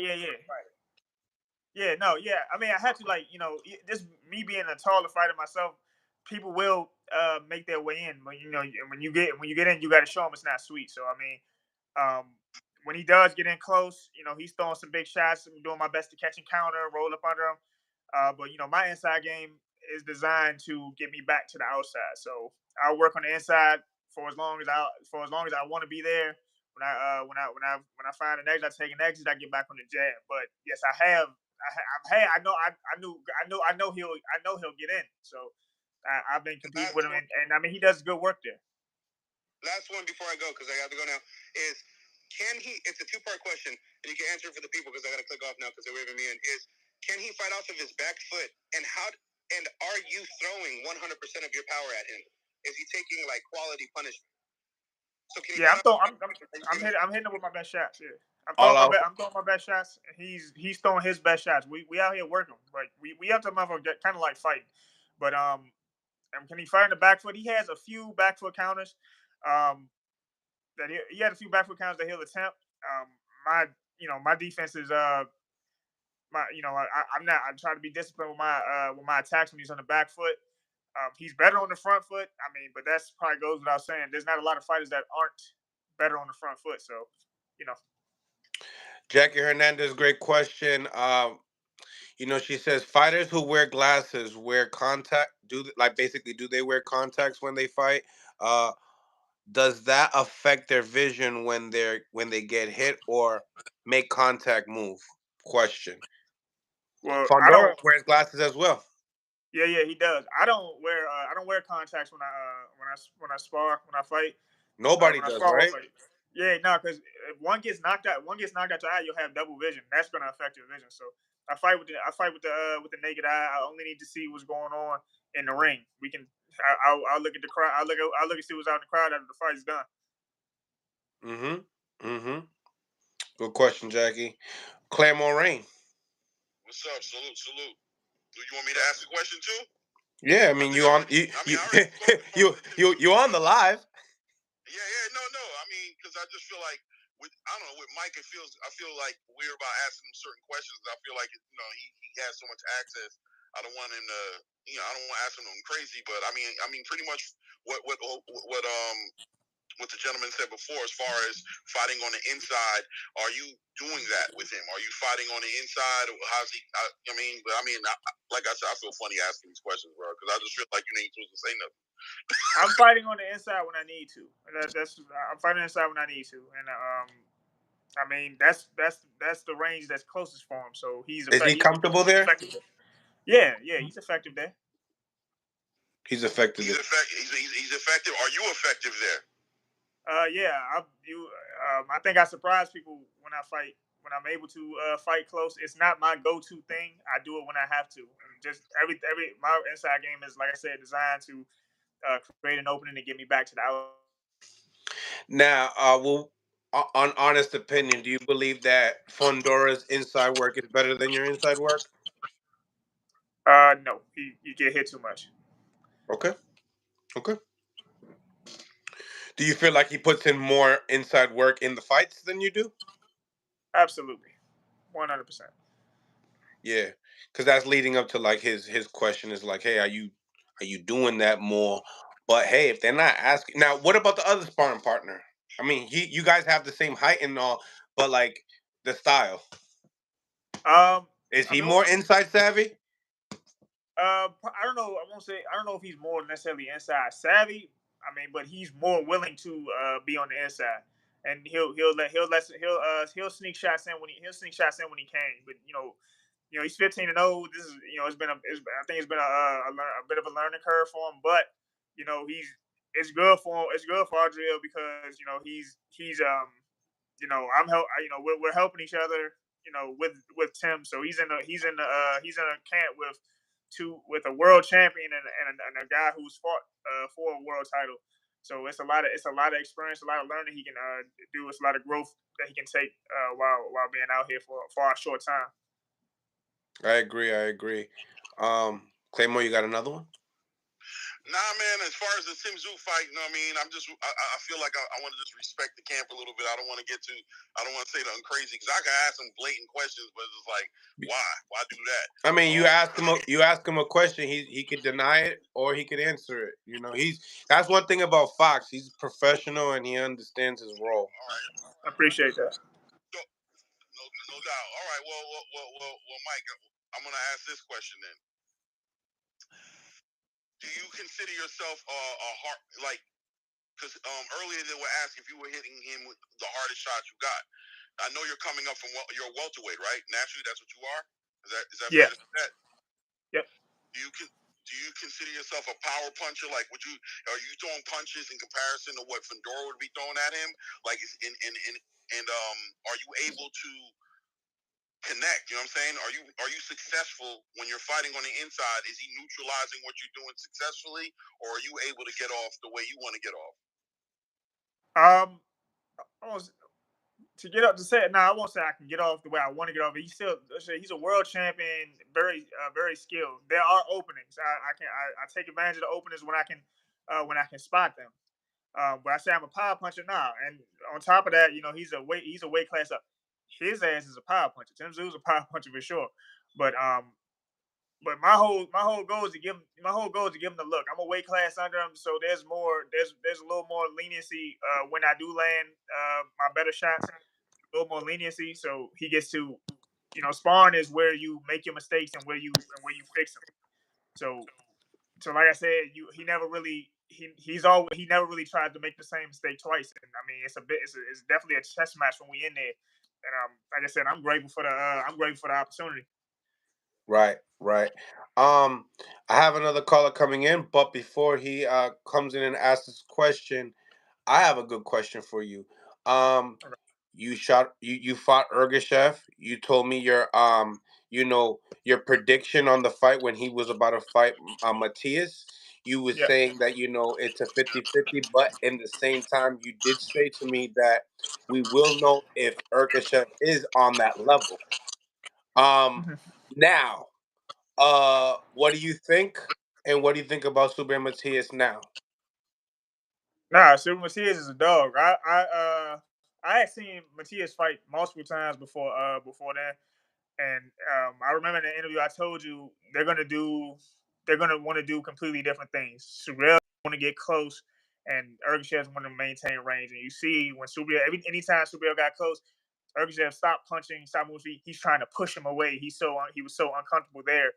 Um, I think I think what Ergashev will have to learn how to do is how to fight a little more in a closer range. I mean, as you can see, like he was hitting Subriel. He was hitting with his best shots.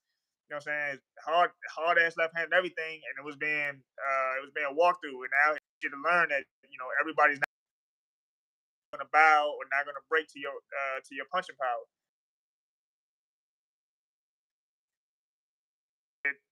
Like people ask me, people other than you ask me, like, what's gonna happen that fight? I said, Matias stays close to him. Ergashev's not gonna win. Ergashev's gonna lose. I didn't know he was gonna get stopped. I didn't know that was gonna happen. But I said, if Matias stays close, he'll win comfortably. If Ergashev can maintain a little bit of distance to like the mid range, he would have more success. That was gonna be who implemented their game plan. Matias was the one that got implemented his game plan better. Now, there's a question here. So, do you know, like, do you feel like you gain something more from watching Matias in that performance? Did you learn something from that when it comes to Matias in that performance? Because those are, as far as maybe his chin, durability, and on top of it, there was some talks of saying that supposedly Ergashev might have gotten shot or stabbed on one of his legs before that fight. Did you see any difference in Ergashev's movement? Because I know you fought Ergashev, so. Yeah, well, I mean, I didn't know about the stabbing and everything, or the alleged stabbing or shooting, anything like that. Like this is the first I've heard of it since the fight was back in I mean, November. he's not complaining about it. Michelle Rivera's team's complaining about it. Oh, are you talking about Matias or Matias, yeah, no, we're talking about Ergashev. Something happened to his leg to prior his leg? to. Okay, well, no, he looked like he looked like what I had seen previously. You know what I mean? He came out, he walks out there, he starts throwing bombs. Matias keeps stepping forward, and I mean that can break a fighter mentally, especially when you're a fighter like Ergashev who has like 20 knockouts and 22 fights or something like that. To see somebody walking through your best shots, it's one of those things that break you, that can break you mentally. Even after that break you, it can deter you. Like everybody else has fallen to these same punches. Why isn't he falling? You know what I mean? And then once Matias gets inside, you know what he does? He punches until you can get him up off you. Right. Correct. Yeah, but Um. Ergachev looked the same to me. Like I didn't, he didn't look like he didn't. I mean, he didn't look injured. He didn't look injured. He looked very. I mean, he looked like the same. He looked like the Ergachev I fought back in 2019. But still trying to throw the hard lefts and everything. Right. Right. Now I always got to get all that information because you guys are the fighters and people always wanna hear from you guys and see it from the eyes that you guys see it from. You know what I'm saying? Um. Yeah. But nevertheless, I gotta say this is a great interview. Thank you for tapping in as well. You Thanks for gave having us me. so much different details and like I tell you, bro, like you're really good at analyzing things. You're young, and not a lot of the young guys don't break things down. So you're gonna be an analyst. Like I trust me, you're gonna be an analyst. I appreciate that, man. That's what I'm working for. Yep. We got here Troy. What's going on, Troy? We have here Michael Fox. He is sparring partner for Tim Zhu. Um, he's basically emulating Fundora. He's 6'4". Uh, any questions for Michael Fox? I think I've seen Fox before for real. Tall cat. Tall. Yeah, Six I've seen four. I've seen Fox before. Bro, no, not really, bro, because I know how it is being in camps with these guys. Like some of these star guys, you're there to give the look. Sometimes you might be getting out on them sometimes because they're working on a certain thing. So yeah, I kind of, I'm sure it's definitely good work. Absolutely. Well, Fox, that's it, man. I had all the callers coming in. Appreciate you for tapping in with us, man. Man. To the next one, and hopefully everything goes good with you in your next fight.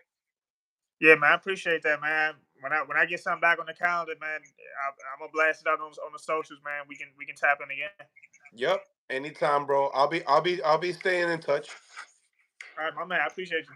Appreciate you. Salute, family. Smash the like button, ladies and gentlemen. Smash the like button. Subscribe to the channel. It's your boy Mills from Mill City Boxing, home of the high level pro boxing media, the Fighters Channel, the Trainers Channel, the People's Channel. Smash that like button, ladies and gentlemen. It is free. Smash that like button like you smashing your girlfriend on a Saturday night and the babysitters are out. Do something to that like button that I wouldn't do. Finger pop that like button, ladies and gentlemen. When my nigga Hot Spot with that nigga, with that one dude used to be like, give me that smile. Just do it. Just hit the button. Pause. We know you can do it. It's freak-a-leak. It's freak-a-leak. Smash that like button, ladies and gentlemen. So let's go. Let's talk, guys. Let's cook. Háblame claro, no me hable. We out here for 2 hours. Talk to me. Get these lights up. That's what I'm talking about, man. Really need to hit them lights up. Y'all really out of pocket, man. I keep telling y'all, man. I don't understand you guys. But y'all making my lives look crazy. 10,000 views, 100 likes, like that shit crazy. Come on. It's wicked. It's wicked. Evil of you. Evil of you. You know what I mean? You're gonna talk to somebody in the afterlife about this one. But Thurman's coach is coming on today, guys. He got a lot to say. Does he? He got a lot to say. I guess now that the that Thurman has released that he has to have an operation, I guess he has a lot to say. He said, "Now, Mills, now I could do it." I said, "Okay." Talk to him. Pull up to the pull up. How you feel? He got a lot to say about Ness, I gotta say. Troy had a lot to say about Ness too. What? Yo, people be mad at Ness lately. They be mad at him. Why? I don't know. I listen, bro. Ness is a Gemini. Ness is my man. So like, I'm gonna talk about Ness, but it's all positive. But one thing I can't do is on his channel and on his platform. Sometimes the fans like to call in and go in on the folks, and I'm just gonna be honest. I'm only there to give technical breakdowns because that's my strength. It don't matter if we're talking contractually, numbers, bonds. Once we get in the ring, now we're talking about that, weight cuts, whatever.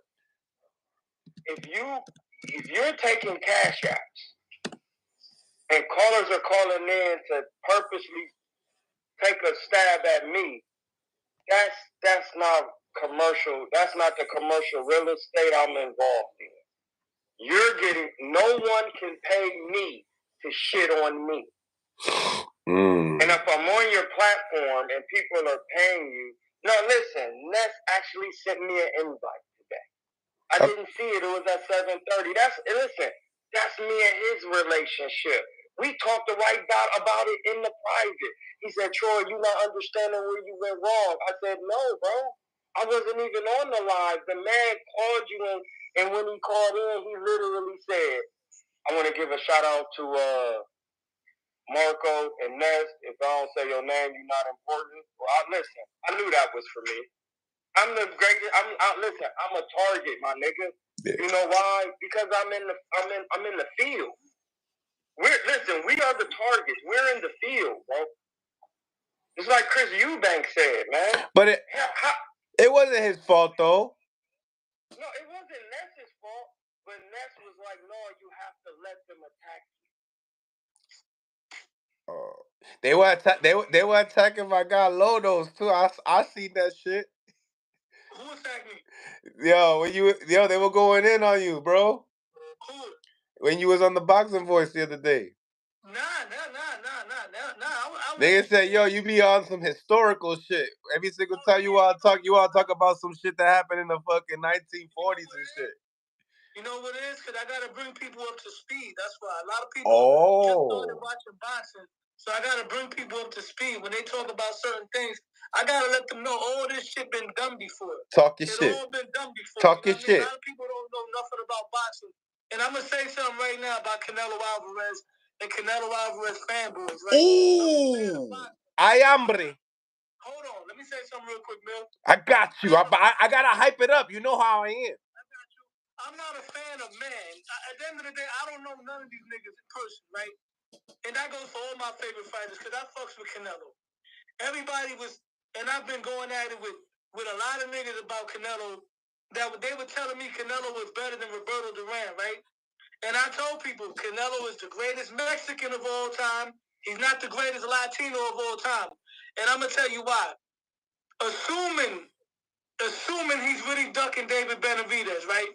You got a lot of people, not me, but you got a lot of people that think Benavidez is going to body him, right? A lot of people say that. So if Canelo don't fight Benavidez, don't talk about comparing him with Roberto Duran, because Roberto Duran fought people that they thought he was going to get bodied by. Duran was 38 years old, against Iran Barkley, who killed Tommy Hearns, who killed Roberto Duran.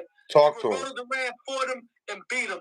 So Roberto Duran, had he been fighting today in his prime, would have fought David Benavidez. So until Canelo, until Tank, until any of today's modern fighters fight against a guy that people think can kill you, I don't want to hear nobody throw dirt on Roberto Duran's name and make any comparisons with Roberto Duran. I'm not going for that. That's all. That's what I'm saying. And he moved up 130 to fight a slick black fighter that's bigger than him. You don't see that. Usually when a guy moves up in weight, he fights a big, flat-footed puncher that's slower. Duran moved up 2 weight classes. Bro, once he fought Hagler and went 12 with Hagler, that spoke lots of volume. Exactly. That's the equivalent of Tank Davis going to 147 and beating Bud, and then going to 160 to beat. I don't know who's at 160, so I don't know who to compare Hagler with. But you feel what I'm saying? Nah, I do. And you know what, Lo? I can actually appreciate you coming by and throwing the history, because I feel like every different content creator got a different thing going on. You know what I'm saying? And everybody got their lane. So I'm just happy that everybody pull up over here and bring their lane to the table. Yo, Mill, and this is how I see it. Like I was talking to Troy. I talk to Troy all the time privately, right? All of us, with the good content creators, we all have our own, I like to say gimmick, but not in a bad way. We all got our gimmick, right? Like with you get all the exclusive interviews, right? You get and then you got your channel going to you let people jump on and chop it up, right? El body gringuillo del boxeo. Seguro. El body gringuillo del boxeo. And then you got Ness. He stirs up the pot, does the interviews, does the arguments, has the callers, right? Then you got Punch, who breaks his boxing down, but he's also part stand-up comedy at the same time, right? And then we got Troy King on a technical level. He breaks down the technical aspects of it, being that he's been there and done it. You got me that go in there, I break it down, and I'm on like a not hardcore because I don't watch everybody today, but I like to bring history into it. You feel me? Then you got Claire Moraine in the building. You know what I mean? The delivery be different. You feel me? The delivery be different. I thought I be getting lost. I'm like, oh, now I know where he going at it. But I love it. He's one of the most humble guys, bro. I tell you that right now. Nope. And then you can't forget Showtime. He the GOAT. His numbers be crazy. You don't have to agree with everything he says. Some of the shit he says is wacky as hell. You can tell that shit don't even make sense sometimes. But he be doing his thing, though. I salute anyone that does their thing. You be showbiz, right? Showbiz. I'm gonna give a shout out to King Amin because he be covering women's boxing. Yeah. People don't cover the women, and I just to throw the women in there because we want to show everybody equal over here, and wherever we go. But King Amin be covering the women's boxing, and they be doing the thing. And another thing, the former number one, I think it was like WBC, WBO. Her name was Ava Knight. She's also fought in Bellator. It's my little sis. She lives out in Vegas. She sent me a petition for women to go 3 minutes. Ooh, Frank Martin just hit me up. Word. Ava's a real dog in there. So shout out to Ava Knight. I'm on the petition for women to get 3 minutes in because I would like to see women getting 3 minutes of boxing. You got to get your skills set up. You see what I'm saying? But shout out to women's boxing. Yes, sir.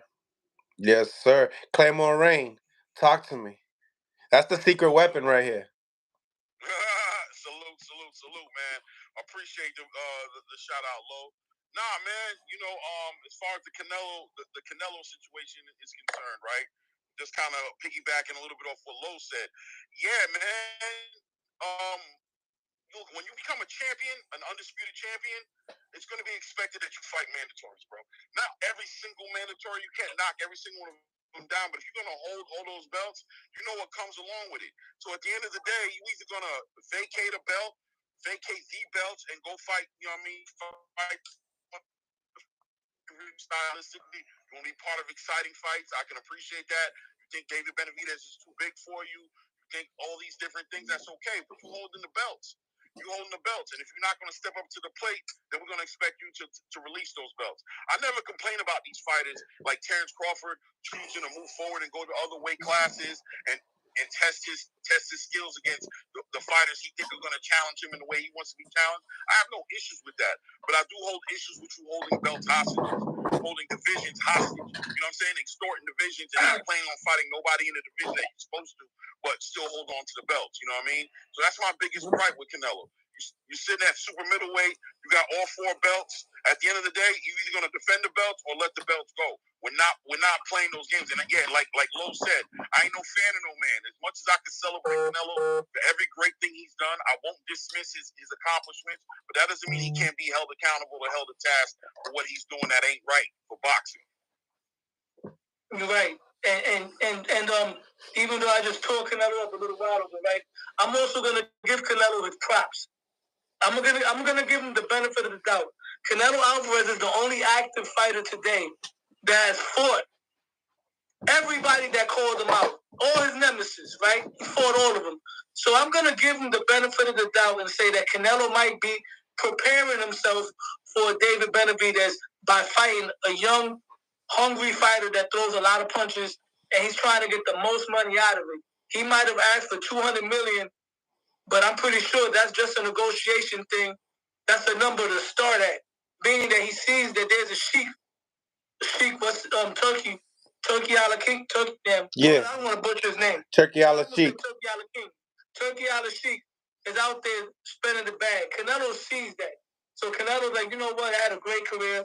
I'm winding down. If I'm going to get paid for fighting this lion, I might as well get paid for it. That's a starting point. So I'm going to give him the benefit of the doubt and say that Canelo is preparing himself, because in the past, before he fought Danny Jacobs, another fighter they say he was ducking, he took on a tall guy, I forgot his name, right, to get ready for him.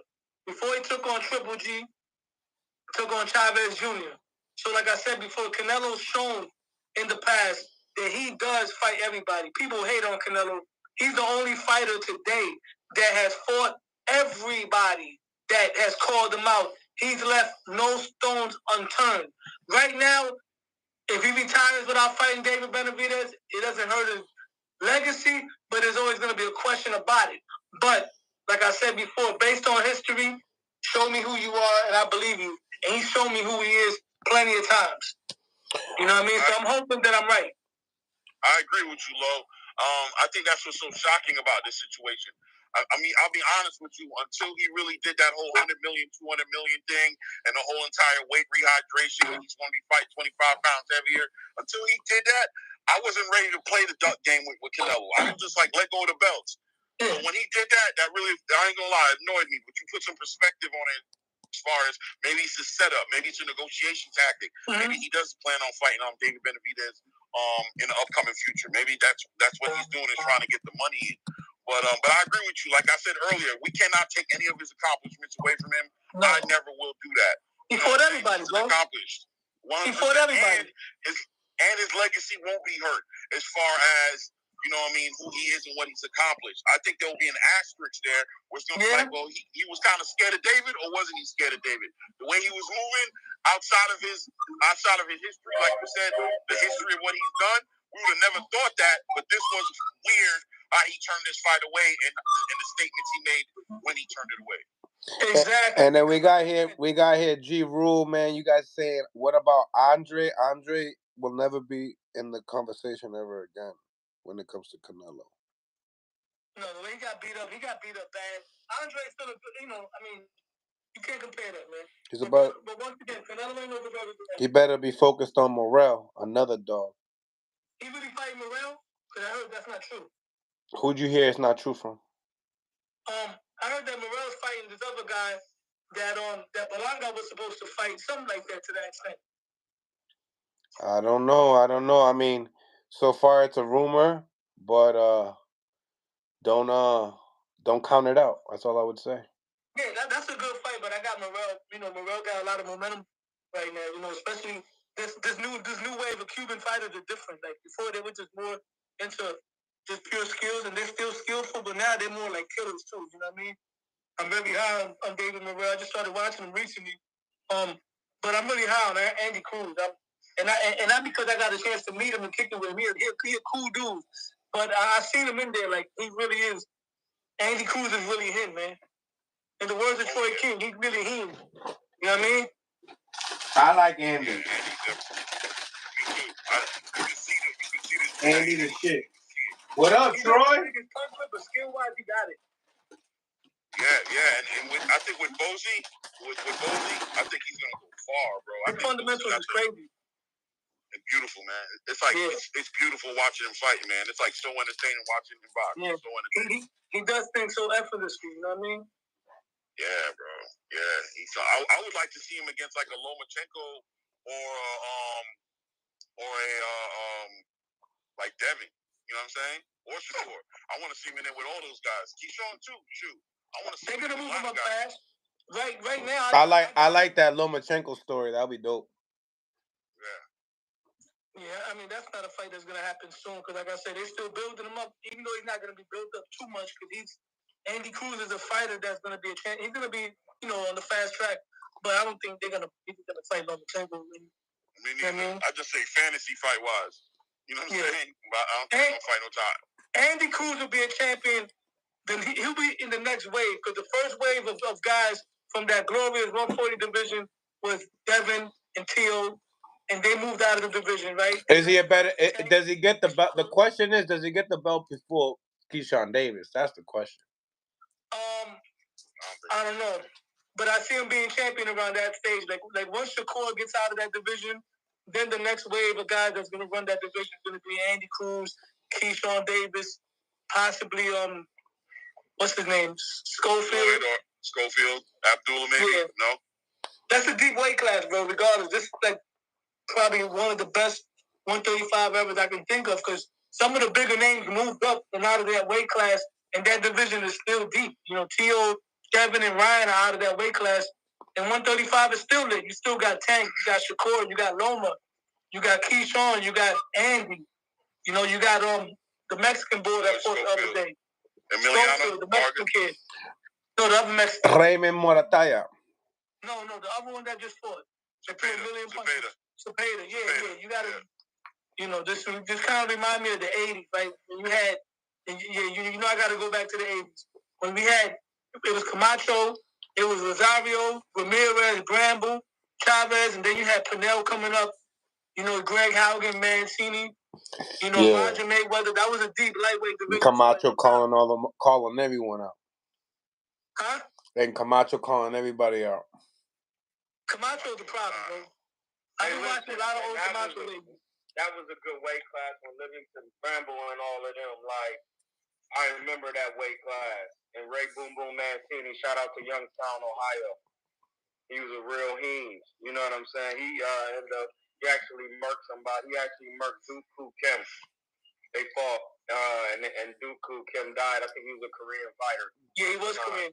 Yeah, he was. Yeah, so, but no, most definitely, like, that 35 weight class got some folks. And I just want to ask a question, like, if Benavidez, if Styles make fights, because that's what people like to say. That's not one of my favorite things to say. But if Styles make fights, then why is it that David Benavidez's style wasn't able to stop Caleb Plant, but Canelo's was? This is a question I've been asking and nobody ain't answering. I feel like personally, because I agree with you. Like, that was a comparison I made for my. I'm about to kill this answer. I think Caleb was just able to survive David a little bit. You know what I'm saying? That's all I could say. You know what I'm saying? I just think it was because he looked like there was points where he was ready to go as well. But it just looked like he had that will to just get him across the finish line. And against Canelo, I think that was his first time being in front of something immovable like a Canelo Alvarez. And I think that's the only reason he got put out. But I think if they were to fight again, I think Caleb would survive it. I think he'd go to 12 rounds. I don't know if Canelo would knock him out. The only thing I'm saying is because everybody is stating that Canelo is always having all these advantages. And if David Benavidez is the big monster puncher, combination guy and all, then why couldn't he get and Canelo was only 5'8". Why couldn't he get Caleb Plant out of there? What is it in their skill set that enables a smaller Canelo to stop him? But then David has all these attributes that could beat Canelo. But when they fought the man and I watched the tape, technically, it looked like two completely different fights. From range, distance, who landing jabs, check hooks, who slipping punches, how Caleb Plant getting his punches off. Caleb Plant was getting off a lot of work against David Benavidez. Those are the things that actually happened.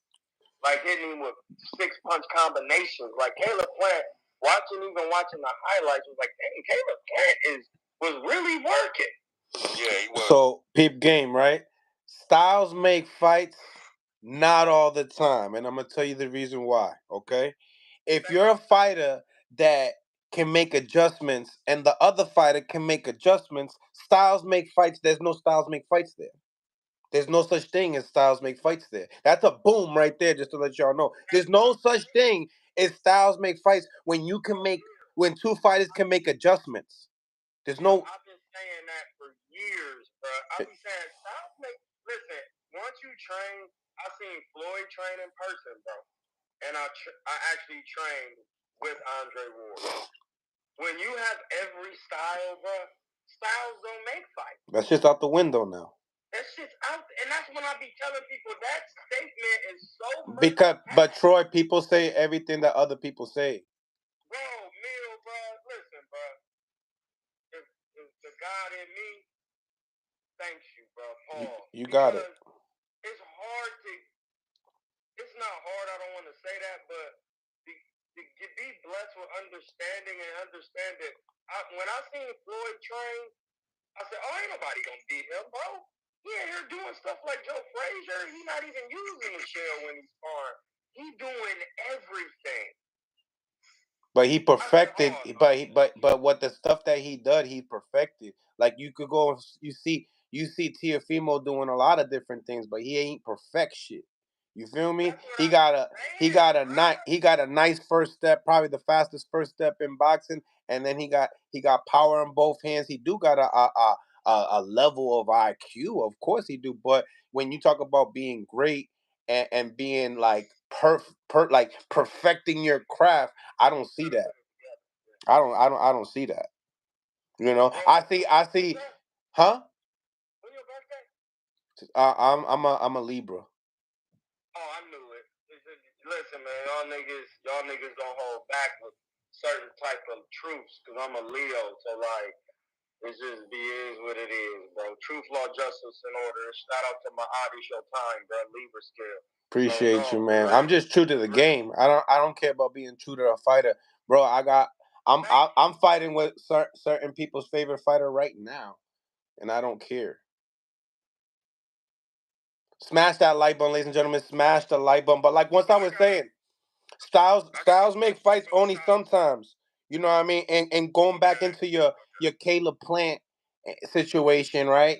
The Caleb Plant situation is like, all right, if you're talking about Canelo and Mayweather, all right, Canelo fighting Mayweather had no head movement, right? Canelo had his moves because you could see, oh, pull counter, pull hook. Yeah, that's cool, but that's not defensive stuff. That's counter punching. You know what I mean? So he had the pound and punching ability, made me lose goddamn $300 on that Cotto fight, and I learned. I'm like, he's a lot better than what I thought he was. But this Canelo that fought Caleb Plant, he understands what the championship rounds are valued. They're valued differently to him than versus other people. So his game plan and his approach with Caleb Canelo and Benavidez have a similar approach. The thing about they go about it differently though. You know, one got volume, one comes with educated pressure. Not and what I mean by educated pressure, he's he knows how to preserve his gas tank to know what these big mean shots. Yo, you think you can just swing mean shots all for 12 rounds with combinations? No. The jab might be soft, the right hand might be a little bit harder than the left one. The left one come with just the body weight alone. Ladies and gentlemen, styles make fights only sometimes. Yo, you just made some sofrito right there, bro. You made a big bowl of sofrito. Yeah, that was that garlic butter sazon. See, that's what I be doing, bro. But yo, but I gotta say something about what you said about Canelo not being slick before Floyd. I disagree with that because he showed slickness and head movement when he fought Caleb Plant. It's just that Floyd was an overall better fighter. He already fought Floyd then. That's what I'm trying to tell you. He didn't have it fighting Floyd. He fought Trout first. He fought Austin Trout. He looked slick. He was using a head movement against Austin Trout. It's just that with Floyd being a ring general, he made Canelo fight a different fight. Canelo was sitting there trying to box with Floyd. If Canelo would have... No. Let me stop you real quick because I'm going to cook real quick. Ready? Look it. Check this out. Austin Trout is a boxer mover. You feel me? And then Floyd is a pocket shot puncher. You know what I mean? He pops his shots, and he don't mind doing that in the mid-range the whole night. Yeah. As soon as you open up and he sees a mistake, he pops you. And now you got to reset. Now you got to constantly reset. He kept making Canelo reset. You know what I'm saying? So that's why when you have a mover coming upon you that's boxing, it's easy to emulate your head movement. When you are a mid-range fighter, you have to implement more than just head movement. You need to have your shields. You need to be able to pull out of that house. You can't just stay in the house the whole time. It's impossible. Especially with guys like David Benavidez and stuff like that. Yeah. You feel me? Yeah. Either way, Canelo did learn from the Floyd fight, and there's a breakdown that Floyd did on the Boxing Voice that made a short out of it, which was perfect. He was breaking down the difference between why Floyd did so much better with Canelo than what he feels Bud Crawford would do, because Floyd is more defensively responsible, especially inside the pocket, than Bud Crawford. Like he was saying in the video, Bud lifts his head up sometimes when he's punching in the pocket. That's why. I seen that clip. I seen the clip. Yeah, he killed it. I agree with the clip. Hey, listen, I just want you to know I talked to Bud about the clip, and I let him know he been fixed the mistake. I didn't see it in his later fights. and he literally told me out of his mouth at Terrence Bud Crawford on the Instagram DM, family, if you see something as a mistake, I need to tighten up on my shit. It's all love. And that is a champion. Listen. Yeah, it is. That was Terrence Bud Crawford, an undisputed welterweight champion. And I said, hey, bro, I'll be on these blogs, but on the real, I'm not just throwing things out there just for people to be. So I'm just letting you know, bro. You fixed the mistake, but I don't mean no harm, my G. You know that these fighters, they be watching, bro. They be watching, bro. Like, and this the thing. That's how I got to know Bud, because I used to do my homie Ego, my little bro. He was doing when I used to be on his job. I met Bud at the Floyd gym with Devin and them. Troy, did you hear that? Did you hear the comment he made upon Boots, and as far as how he makes a bunch of little mistakes and he doesn't take initiative to fix them, and I feel like he's talking about straight hand placement alone. I think that's all mostly. And do you feel like because of that is why, as a coaching standpoint, where Bud has the edge? Okay, listen, I'm gonna make a comparison to the Canelo Benavidez thing, because I talked about it when I watched these guys fight, and and Bud is, listen, when me and Bud talked about how we could chop up Errol, we talked about a catch and counter style, because that's the style I mastered in boxing. My style, I can box off the back foot, but at my best, in the pocket, left-handed, in the shell, I'm going to be standing left-handed in the shell. I don't care if you're right-handed. I catch a jab with the right hand and flick it over and hit your ass with an uppercut and hook off of it, and you're going to wake up and take out the trash. I know you is. So when Bud is saying he see what he see, and Boots, is the fact that Boots can't fight coming forward. and he don't punch with his feet. He don't move his feet with combination. Like Sugar Ray Leonard and them. So basically what I'm saying is when I throw the jab, I step. When I throw the right hand, the foot is not in the bucket. I bring it with me and step and turn. When I throw the hook, I step with the front foot in position back so I'm in this position. That's what I'm saying. When he fought Hot Dion, that is the things that I've seen because he was off balance. He was throwing hooks, turning in circles. Bud is the best boxer off the back foot as far as his welterweight counterparts, and he's a puncher. He did it against Victor Postal and had him in there doing the stanky leg. If you think it's sweet, and this is technical, these things actually happen. He did it against Ray Beltran. And when they asked him to fight Mikey Garcia and they was going, Mikey Garcia said, I fought him in the amateurs. All he did was run. And Bud said, yeah, I ran upside your head. Yo. Bud is a Libra, bro. Yeah, now we share the same birthday. That's what I'm saying, bro. Like, those technical things, when you're a undisputed champ, it's kind of like, listen, y'all egging things on. I'll just give you a gift that me and my coaches, because I got 4 different ones. And I got a Mexican, I got Cuz, the head coach, Steve. You know, these things matter, bro, when you at these levels. They have a team, and he's telling you, hey, y'all got to stop asking for things and let the man mature. He makes a lot of little mistakes. And the thing I'm saying is, when you take Benavidez against Caleb, when you see that the first thing I noticed when Benavidez with Pelham was fighting Canelo was he mastered his range of his arm length. And when he kept checking hook on Caleb Plant, and when you stand it, just because you don't pivot when you hook, it don't mean you're not throwing a check hook. So every time Caleb would touch Canelo, he answered with the check hook to keep Caleb, because everybody's scared of the hook. And then that'll give him time. He'll go back to the jab, keep the mental pressure. When Caleb try to put the jab on him, he get his head movement going, checking with the hook. Like you said, a plan. Benavidez just tried to go in there and overwhelm Plant. That wasn't on the top level.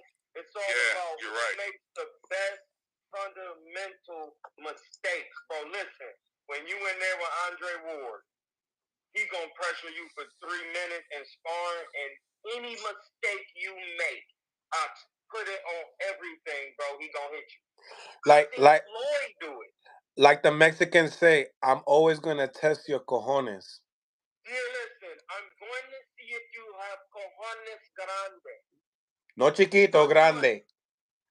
Real quick, how would you see a Benavidez versus David Morrell fight going? Well, you know what? It depends on if David Morrell right-handed or left-handed. David Morrell is a southpaw. Oh, no. I see it as being a very difficult fight for David Benavidez because you know in the amateurs, tying up the jab hand as a southpaw point, that takes away the right-hander. You telling me a Cuban ain't going to do that? He's really good.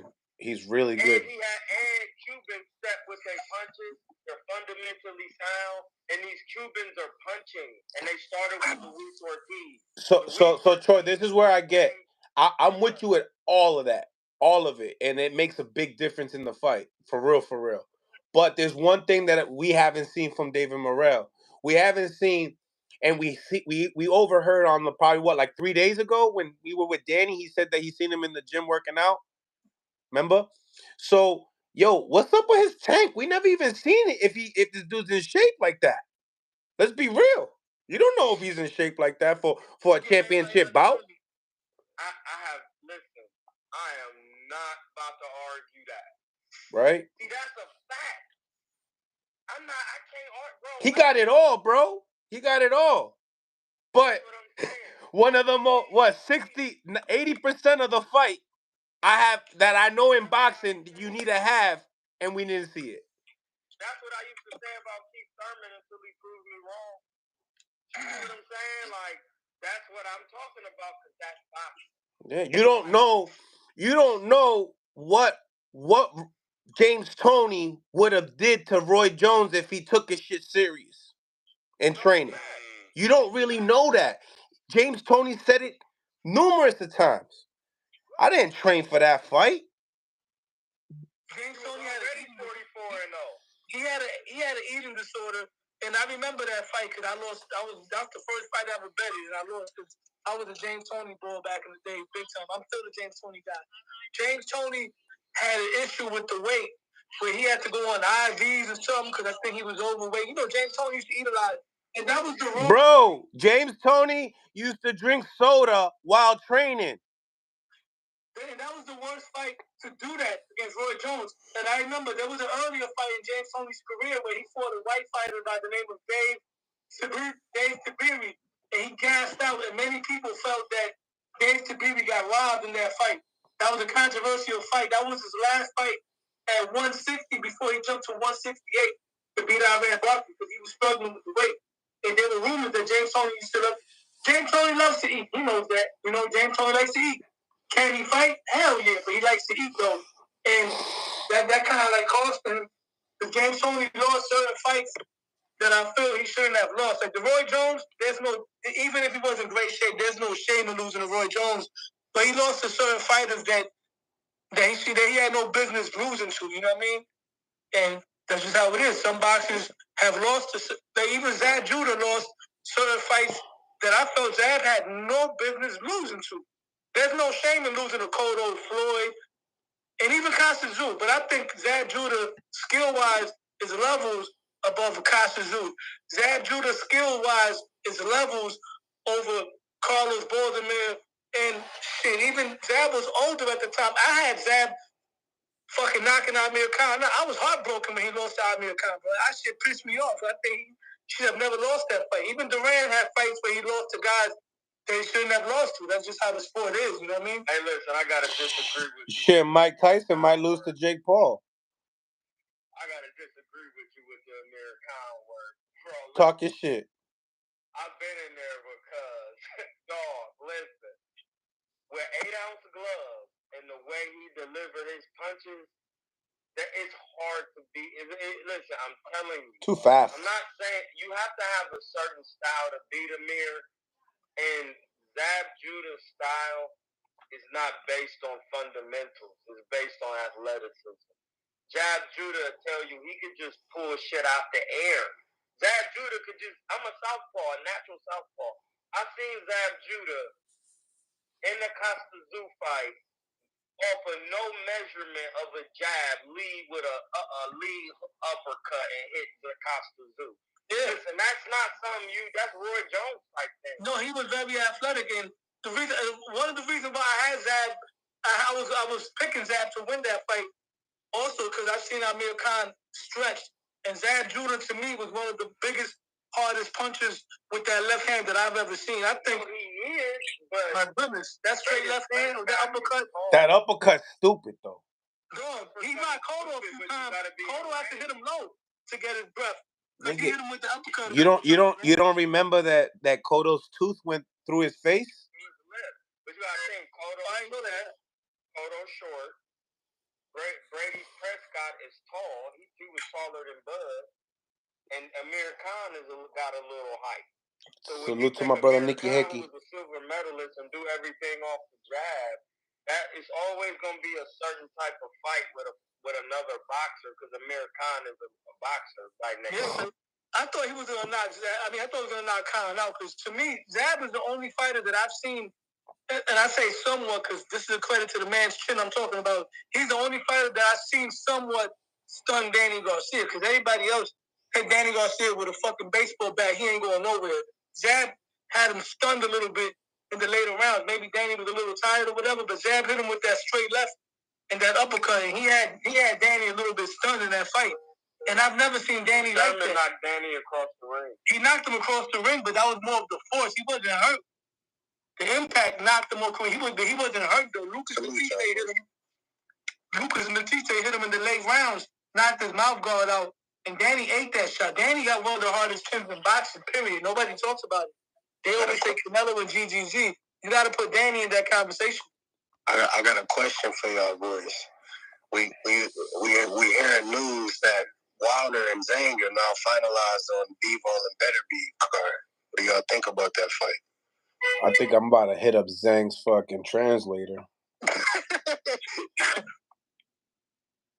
That's a knock. When I seen you write that in the comments, I wanted to get in, but I'm like, I'd rather just get you in there. Where you hear that from? They just finalized it. Where'd you hear? Where's the source though? So I can find it. Mike Coppinger. Oh, okay. So you know what that means? I'm intrigued. Mike Coppinger. That means that it's a 50-50. This shit crazy, man. Yo, who you guys have in that fight? One thing I do see in Zhang, that boy get tired. Does Malik make him run around, and then strike? And within the 8th, 9th round? Because, yo, Zhang in the first 4 rounds is strong as hell. Yeah, that's facts. Yo, I got a live on right now, champ. I jump back on later. Yo, I'm going live later on. We'll tap in, yo, Troy. You already know. We're going to chop it up about something live later on. Technical boxing. Hey, we're get this work. What time? 9:45, God willing. Yeah. So 9:45. I will. I'll be if I do, I'll be in the treadmill just watching. Yeah, say last shit. Getting in shape. Gotta get in shape. Gotta lose this fat. Looking like fucking gross ass mother. Yeah, summertime's almost here, man. You know? Have a good one, bro. For me, man. I had to come on here and tell you, man. I think that's a good fight for Wilder because Zhang a little bit slower, and then give Wilder more time to think because Joseph Parker is a hard style for Wilder because he was kind of rushing in and that was kind of quick for him. And I think he was trying to do a lot out of his element in that fight. Like Wilder was trying to fight off the back foot. Like you ain't never been, you feel me? Yeah, you ain't never just tried to fight off the back foot for 12 rounds straight. Like, come on. Man. I can't wait to talk to Malik too. And that's what I'm saying. Zhang is a good fight because he's a little bit slower, and it could give if he's an opponent. And he's very educated. And he's not as explosive either as Parker. Yeah, and that's what I'm saying. Like, and that's the thing, man. This channel hard, bro. Paul, because it's really a technical move when you see how guys choose fights like this. When you're trying to move a fighter and recreate him and give him a chance to get his gets back and shit and get his backwards together with boxing. You can't be a run-trick pony forever. And this is a good fight for Deontay Wilder to, implement some of the things he's trying to learn, especially with the boxing. Well, they're both coming off of losses with Parker, right? Yeah, no, in fact, it's definitely a great fight for both of them. They're both coming off of losses with Parker, and obviously Zhang had a better outing than Wilder. Triangle theory don't really work in boxing though, but that's facts. Depends on who got the best defense out of all the people in the group, though. Honestly, now that you said that, when it comes to defense, oh shit. I mean, I see the first line of defense they say is your feet, so I would give that to Wilder. But once them shits go, because they will go, they will. I think the better defensive sounded fighter is Zhang. I think Zhang has the better chin as well. Oh, absolutely. But then again, who the hell got a chin when it comes to Wilder besides Fury? And even his ass still touches the canvas. Those are facts. That's facts. Because I don't even know if Joshua could take that shit, to be real. When Wilder last fight, he didn't Parker took away that one punch. Yo, but fucking Wilder's accuracy's ass. Yeah, that's what it mainly is. And I noticed, maybe I might be wrong, but his punching speed is slowed down. It's not what it used to be. He's scared to get hit in between, maybe. Yeah, because he knows that's exactly what it was. Because you got to come across his best punch. He got to come across his chest. If he threw punch, he knew he could get countered. Shit. Anybody know when you've been out of the ring for a long time and you went to go to spar, the right hand would be the hardest one to land, man. Like as far as how you want to land it, you know? The timing of it, you know? Easy to get a timing off your jab, but to get the right hand moving the way you want it to move, shit. You'd be hesitant, especially with a puncher. The other day, I sparred some dude that was 200 pounds. Motherfucker, all the coaches around me like, let the two go. It's there. Let the two go. I started throwing it when they told me that it was there. But I didn't want to get hit with a clean shot because he's a heavyweight. Right. Listen, dog. That's like, this is why I be saying, because I did a video on the triangle theory, and I said, you know why? Because remember, Earl Spence, Terrence Crawford, Sean Porter, they all fought each other. But what separates all of them is the defense of Terrence Crawford. Because to win a round in a professional fight is the 4 criteria: effective aggression, accurate punching, ring generalship, and defense. The hand speed as well. And I'll tell you one thing, he listens because when people started saying that he's not as fundamentally sounded as Spence was, all he showed you was fucking fundamentals in that fight. He realized, like, every time. Salute to Jackie. Thank you for the $20, girl. She said $20 for lunch. Yo, Jackie's been hooking up the lunch, man. Thank you, Jackie. Man, appreciate you, Jackie. We gotta eat. Gotta eat, right? We gotta eat. Shout out to my man, $20 in New York or whoever cousin is who be doing that on the grand. $20 eats. Man, for real. I appreciate that, Jackie. You keep this shit rolling. You keep me going every day. For real. Yeah, but I think defense, once people realize like defense is really neutralizes certain things in a boxing ring, that really makes the difference in some of these fights we're talking about. Like, especially with what made me comfortable with letting my shots go is I knew I could recover defensively. Snobbert77, thank you for the $10. We really appreciate you following the lead, man. Real talk. We've been here for almost 3 hours, and I appreciate the love. Another thing is making somebody pay on their primary attribute. He made Spence pay for his jab the entire fight. If you throw your jab, I got faster hands than you. So when you throw your jab, I'm gonna parry your shit every single time you throw it. Yo, fellas, I lost 3 friends from media through that fight because I said, yo, don't be mad if cuz do you grimy and they're not even close. Yo, that shit felt so good to say, and that shit happened. I try to tell people, yo, you a southpaw, a big southpaw for your division. You know what I mean? And now you about to fight somebody that's better than you, and he's a southpaw too. Remember, he's a 2. You remember? So then when Bob Arum says southpaw matchup, everybody forgets what Mill City said, though. Shit. And we knew EJ struggled with southpaw. Shit. And they said, who got a better jab? Spence got a better jab.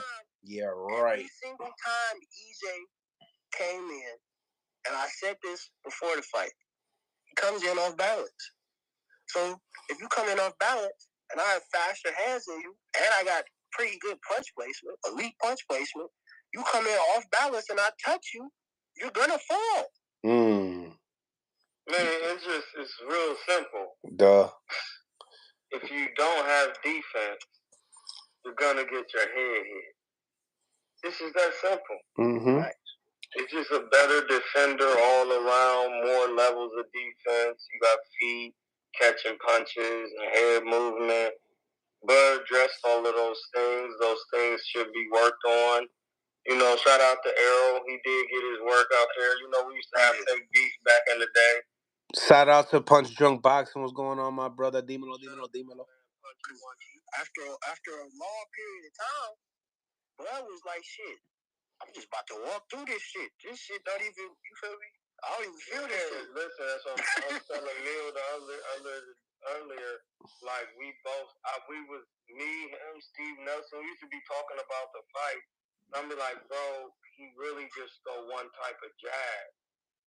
The fact. He don't really be hooking off the jab or nothing and flicking it. See, I got a saying. Troy, you know what they told me after the fight? They said, nah, but he was working on the power jab, and I'm like, also that's why he won. That's what. Listen, this is why me and Lo be bringing up the old school, because I got a saying: stick it, flick it, feint it, hook it. Right. You gotta have an educated jab, and I used to be like, bro, if he's only using one type of jab, Terence Crawford's gonna see it, he's gonna catch it, and he's gonna keep hitting it. And dude don't have no head movement. Nope. Explain to me how this is gonna turn out. And he stopped at all welterweights, Terence. Every last one. Come on, bro. I'm like, it has nothing to do with me liking somebody. I'm talking from a technical standpoint. You was better off fighting Bud back in the day when he wasn't that acclimated to the weight. It would have been a way better fight.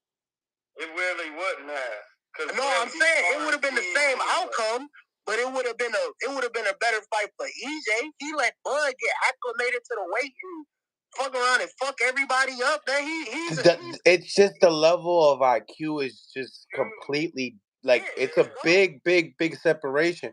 You know, we when we're in the gym, you know, you got a lot of light guys sparring guys that are like 20 pounds more than them, so we can get a better look, of a sharper look, a faster look, you know. And those guys do that shit all the time, and there be a lot of those guys getting over on the big guy. That's exactly what Crawford at 40 would have beat up fucking Spence at 47 too. He would have beat Spence at 54 probably too, while he was campaigning at 40. It's just he's just way too good. Way too good. Spence is he's playing Jane, bro. He's playing Jane bully. He showed him he was one-dimensional. And listen, don't get me wrong. He got a tank. He could take shots. But I was at the Sean Porter fight, ringside, and I seen some things. Like, I seen him get hurt a couple of times in that fight. Yeah. Buckled in the Sean Porter fight, and how Sean Porter was turning him with the feet. And a lot of people had Sean Porter winning in a controversial decision. But that's when I knew. Like, listen, bro. My man Prentice Brewer, who trains Tiger, said he fought Bud in the amateurs. He said, Troy, I know what you're thinking in your mind, but he really good, bro. He hit me, and he took an angle. I blacked out. He said, bro, he could really punch. I said, for real? He said, no, Troy, listen. I don't say people good like that. He was like, no, Terence Crawford is, he kept saying it. He's like, no, he really got skills. I'm like, I wonder what is it? And then once I start seeing him develop, and some of the moves kind of look awkward, but I noticed when he got in the left hand, he be doing how Canelo be doing, getting in that kind of little dead man pocket when you drop down to your left side. And that's when he started hitting people with uppercuts and check hooks and spinning out. I was like, oh, snap, he could punch going backwards, and he know how to use the left hand angle. And he got power in both hands. I'm like, oh, no. You know what's the biggest problem, though? I'm going to be real with you, where people, when it stands to his career, that was the best performance we have seen up to date, and we're talking about retirement. That's the biggest issue that everybody's really having. We never seen this kid that good defensively. Like, he'd be like, pop, pop, catch, and he's waiting for the catch. It's like, he's like, can you catch? Like, can you, like, he's seeing it coming, and he's just patiently, like, I'm like, have you noticed that, Troy? Well, like, when you catch a punch, it's like, boom, boom, boom. But he's keeping it there, like, this dumbass is going to throw it, so I'm just going to keep it there. And he still throw it. He still throw it. He sees that he's going to catch it, he still throw it. Like, what the Listen, bro, ain't no such thing as muscle. And that was the biggest thing for me coming into that fight, was how is EJ going to adjust to Bud's superior hand speed and punching speed. Like, he punches way faster than Bud. He was hitting him with shit that Easy was getting hit with, and Bud already had his other hand ready for the next punch. Like, the only thing I didn't know before the fight, I just didn't know he was that physically strong. All his friends were saying it, you know, and I didn't know if it was biasness. Listen, no, it's not, because I did MMA too, and I did jujitsu and I wrestled. When I noticed that everybody in MMA, they hit hard because they don't do like a lot of weightlifting like that, like people think they do. They wrestle and do jujitsu. Listen, when I started doing jujitsu and I came back to boxing, my punches was harder because I'm really wrestling against another grown man. And you more explosive too. And you more, because in wrestling, you got to be scooping people up, deadlifting.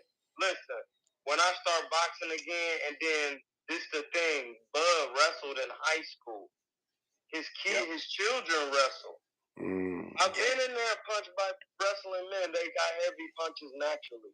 Listen. Any fathers out there, put them to wrestle too, or jiu-jitsu, like he's saying. Listen, I seen how he was doing Horn when they fought, and how big Jeff Horn was, and he was jacking him up all in the rope. And I've seen him do that to several fighters, and I'm like, he really playing and stunting because he know he's stronger than these cats. And he had perfect hand placement in the Horn fight. I went back and watched that. All the shit Horn would get away with, it was none of that. I got my hand right here. I'm gonna put my elbow and I'm gonna put my forearm on you and push your ass off. You're not doing none of that shit on me, bro. You're not strong like that. Like, that's what he be saying. Like, and this is the thing. This when I knew, I'm like, no, like, y'all understand. Like, he got hand speed, decent hand speed, and he used to wrestle because it's strong. And then listen, for real, his fist, bro, his hand is big, bro. Like Terrence Crawford's actual fist. Like, we was like his bone density's big, like type shit. Yeah. So listen, bro, the nigga was like, I got some African knockers. I'm like, so, bro, what's wrong with your hand? Why I look like you was with the Flintstones? Why you got alien hands for? Let's add in the fact that he got bone structure and all that on top of the 74 fucking inch reach. Smash the like button, ladies and gentlemen. Smash the like button. Subscribe to the channel. Great episode. Hopefully you guys enjoyed it. We'll be back with another one, most likely. I got my man Albert Bell that's fighting tonight. Number one contender at 130 pounds. You will see him with the WBO strap real soon, just to let y'all know. So I'm gonna be getting him on. Don't know when. Stay tuned. Smash the like button. Subscribe to the channel if you haven't subscribed. God bless. On to the next, and I'll get you. One.